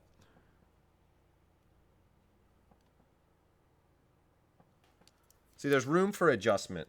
Like you're not stuck with you can come back. You don't need the undo button. You can do it. You can come back and adjust things, and you have to get used to the character of paint to do that, but you definitely can do that. It just takes some getting used to, and you have to give yourself some time. Give yourself some time to work with oil paint and get used to it. And don't expect that the first time you sit down and do it, it's a completely different medium, totally different than what you've done. Don't expect to come in and just to have it mastered and everything to be, I think most people don't think they'll have it mastered, but I think people are not aware of how frustrating it's gonna be, and it's okay. Like I had that frustration for sure, 100%. Most people that try it do have that frustration. It's all a part of it, But once you get used to it, you're gonna really fall in love with it because the physical nature, of the surface is just nothing like there's nothing like it. It's not like digital. It's it's wonderful that way. It's really, really wonderful that way. And like when you see a finished painting, it's much different than seeing a painting that a finished painting in real life, like, and you can look at it, you can hold it, you can put it up in your wall. It's different. It's just different, Okay, so let's put some of these highlights on the clouds. And what time am I at? Okay, good. I'm getting close. Let's put some highlights on the clouds, and you can see, like, it's not perfect, but we've come pretty far in that short amount of time, Like, for a composition study, we've come pretty far. This is a little bit lighter here. We've got a lighter patch right here that's sort of like a puddle or something. See, I'm limited. I'm limited with my values. I can add a little bit of color to it, but I've got to keep it, like, fairly... Like, that's as bright as I can get, That's as bright as I can get. So I would have to, in order to make that pop in the same way, I'd have to darken the areas around it, which I could. I definitely could do that. But this is where you learn your limitations, too, doing composition studies like this. What you are limited, what values you can get when you have a medium, like a digital medium, where the monitor is actually producing light. You can get a much broader value range, So you have to keep that in mind. Let's see. So this would get some whites right here, and I'm just going to use straight whites for this. This is straight white up here, like that. This is in the wrong place, but that's okay.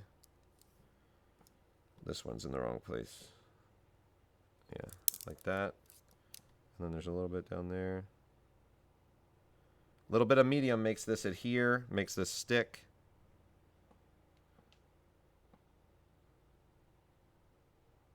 Let's use a little bit more. I just drag it across the surface and it sticks. Kind of goes on there like that.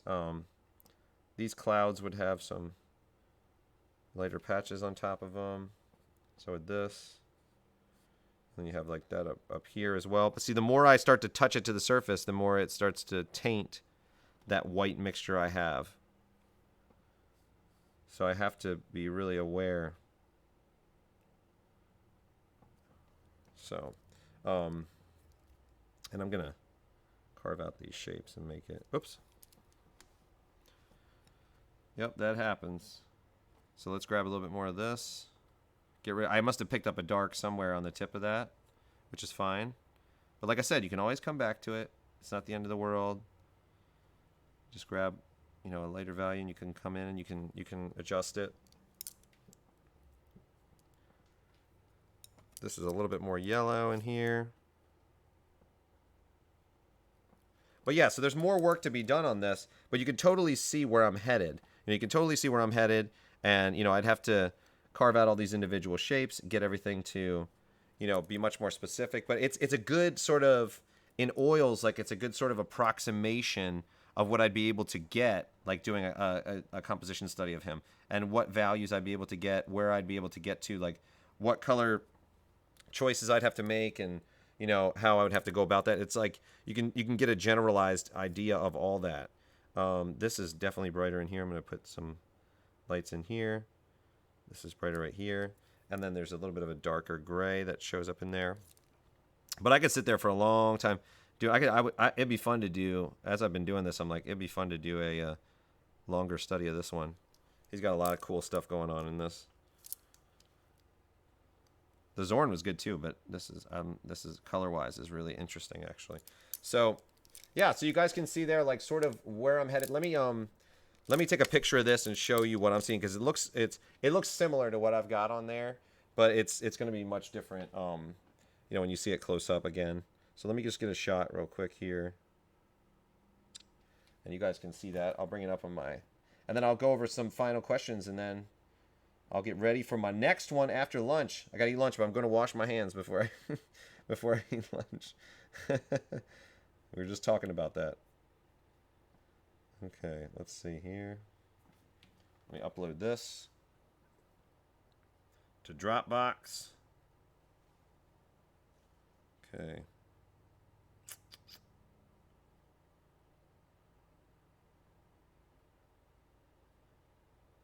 Okay. Hold on. There we go. Let's upload this, and I'll show you guys on Photoshop. Okay. Just so you can see like the actual like a proper version of the colors that I'm using. Um, it'll be at least closer. My camera is not the, not going to be 100%, but it'll be much closer. So here, let's go here. Turn this over.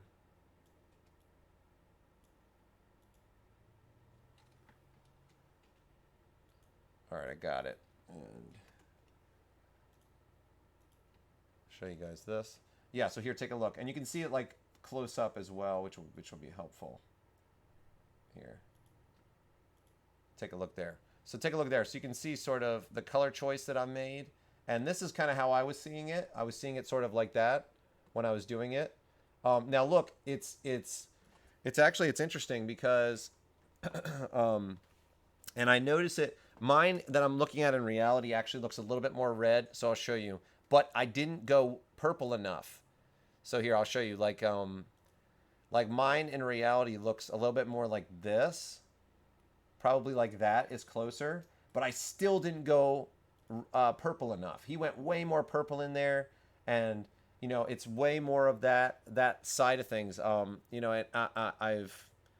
I've missed some of that there, and I'd have to refine the shapes and do all that. But again, the whole idea is you're doing it at this size, right? And you're trying to get a good idea of, and look at the values that are a little bit extra dark on that tower on the left, and there's a bunch of things that need to be adjusted. All those values back there need to be much closer, but that's the whole, that's why you practice this. That's why you do it, and you get used to doing that. And these composition studies are really helpful, because then when you do a larger painting, all these mixtures that you've done, it's just practice for when you do a larger painting, except you're only using this much paint, which is great. So yeah, so awesome. So listen, get a hold of me. Like if you guys, are having trouble with oils, if you're trying something and you try to do this kind of thing on your own, it gets tough sometimes. So listen, I'm available. Like, shoot me a message, put up a painting on Instagram, or write me on Facebook or whatever, and just say, hey, I'm struggling with this. I don't know. Like, I'll shoot you out. I can shoot you out probably a quick message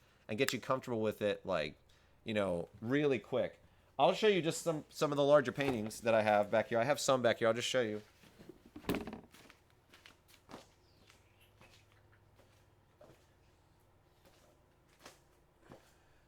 Here you go. Here's a painting right here. Here's like a study. You can see like some of the brushwork that's done there. All of these things are put into practice. This is an older one. Yeah, you can see some of that. I'm gonna try to get it so there's sorry. Yeah, it's tough to see it, but I've got a bunch, and I can use those as examples for you guys if you need it, and I can kind of have some things like some other things like mid-process paintings that I can show you and stuff like that. So yeah, I mean, feel free. Like, just know, I always tell people to write me. Just know I'll take it in the order that I get it, and so sometimes a lot of people write me. So, but feel free. Like, if you're struggling, I don't like the idea of people struggling out there. And when I can send a quick like, hey, get this palette knife, that one's crappy, or whatever. Like, if I can help you guys out, I'd love to do that. So I want to get more people trying out oils and having fun with it, and even if it's not for your job, even if you're a part of the pipeline at a company. Come back home and just chill out, smell some oils, and do some oil paintings. It's a blast. It's really fun. I'm telling you. Like this, I had a ton of fun doing this. These aren't even that great, but I had a ton of fun. I had so much fun doing them. So, really, really cool stuff. But yes, I will. So in terms of the replay for this will be, I will edit this. I don't think I'll need to edit this that much actually, because we just kind of got started and got rolling. I have the recording right here. So actually I'll stop that right now. So I'm gonna stop that. Got that? That's there. Nothing had an error, thankfully. Yeah, I've got that there, and this recording will be up on Twitch for probably, I think it stays on for like a week or two, and then I'll also be putting it up on my YouTube, and you can just watch my Instagram and YouTube and stuff like that. And I'll put a notification out for that, where you can get to that. And so yeah, so don't worry, you'll be able to look at this again and go back over it and go back through it and go back through the process again. And yeah, this was fun. So it'll be on YouTube and Twitch. Here it'll be for a while. Okay, yeah, no problem. I'm glad everybody liked the stream. This is good. I'm glad. I'm getting annoying reflections when doing oil. Yes, yes. Good question. That's a good one for me to cover, and one of the last ones that I could cover. So you want to paint with the light in the same direction that you want it displayed, right? So I like to have the light like pointed straight down, like kind of flat on my painting, like pointed straight down, or just have ambient light around the room, that sort of thing.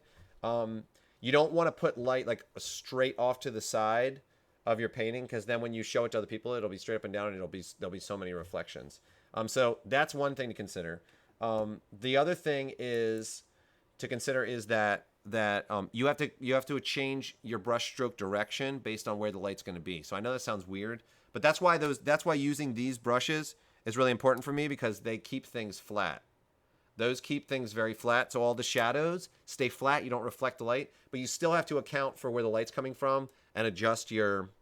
I know it's an annoying thing about oil painting, but make sure that you stay thin in the darks for that reason, and thicker in the lights, and it'll work to your advantage actually then. So,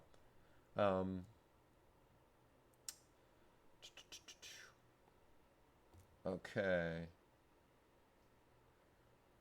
Yes. So when you're cleaning up, all I do is just a quick, heads up. I'll wash these off with solvent when I'm done, and then I take a bar of Dove soap, and I lather it up, and I just scrub it in my hand. I just take the ferrule and I do this. Like if you imagine like the ferrule being in my hand like this, I just take this and I push it down into my hand like that, and scrub it, and then I squeeze it out, rub it on the soap some more, do it again in the water. So just straight Dove soap, and then I just go like this at the end of that and squeeze it and shape it, and that's all I do. That's all I do, and I leave it like that. I squeeze the excess out and leave it, and it kind of gets a little bit hard because of the leftover soap, but that works out fine. It holds the shape of the brush, and that's it. That's all I do. And the rest, I keep all those things, and like all the rags I use to clean up, I just put them in a thing. When the paint dries, I use them for something else. It's only when the paint is like super dry, really, really dry, and the rag's like covered in it, that I throw it away. And at that point, the paint is really dry. Like most of the oils have dried, and the solvents are long gone, and in terms of like, being an aerosol. But yeah, so it works out that way. But you have to be careful. You can't store them all somewhere, because oil paint doesn't catch fire. Solvent does. Like, it's very hard to catch oil paint on fire. Like, that's a misconception actually that a lot of people have. But you can store them all, and something can happen if you have solvent, but it just evaporates so quick that it's usually not an issue. So, yeah. Hey, good. Thank you. I appreciate that, Yanni. Yanni CH, or however you would say that. I'm sorry, I'm probably saying it wrong. But thank you so much. Awesome. I'm glad. Like, I want you guys to try it. I want you to get out there and get some, give it a shot, and don't be too scared of it. Look, just make some bad oil paintings. Like, that's the worst that could happen, Start simple, start monochromatic if you want, and make some bad oil paintings. No problem, Yes, the sludge is too toxic. I actually will just take some, like, I'll just put the excess into a rag. Like, just into a rag like that, and then I let that rag dry. That's it. So I have like a cleanup rag that I just like put a bunch of paint in, and then, of course, after a month or something, it's like full, but then it's just chunky paint. It's hard paint at that point, but it would just be like house paint then, or something like that. So you can put that in the trash. I don't like to put it in the trash when it's like wet, I just have like a disposable, and like I said, I use old shirts and stuff. So I go to the store, so it's kind of like recycling. I don't use paper towels. You use old shirts and adjust it that way. So you can tag me on Instagram. Just tag me there, like John Hardesty, on there. You can get a hold of me on Facebook. You can shoot me an instant message or a message on Facebook, or just tag me, put, say I did this, John was doing the stream or whatever. A bunch of people did that from the first class. So yeah, don't worry about the fire thing. That's like, the fire thing is so overplayed. Like, it's really not that, like, people are like, if you put it in a trash can, it's going to spontaneously combust, and like, it can happen, but hay bales can spontaneously combust too. Like on farms, like that's actually a common thing. Like the moisture gets in there and it sits, and there's like heat, and it can spontaneously combust, but they don't, right? So they do sometimes, like very, very rarely in the perfect conditions, but you don't see hay bales on fire everywhere, so it's it's like that with oil paints too. Like, just let the rags dry in an open box or bag or whatever, and then it's okay to throw them away. Like, it's not. I literally could take my rag bin and throw a match in there, and throw like 10 matches, and it wouldn't do anything. You know, it wouldn't light. So yeah, don't worry about it. Yeah, that's overdone. That whole thing. So, all right, guys. Well, thank you so much. I'm going to head out. I'm going to get ready for the next stream. I need to eat and get this all set up. The next one I'm doing is going to be at 1, and that's going to be textures. I'm going to be doing a whole bunch with textures. I'll show you I was showing some students the other day we're going to talk about how to get different textures, how to do that, but I'll show you this. This is like where I'm at in my texture journey. Take a look here. So you can see all these different textures. We're going to talk about how to do these. So we're switching over. We were oils.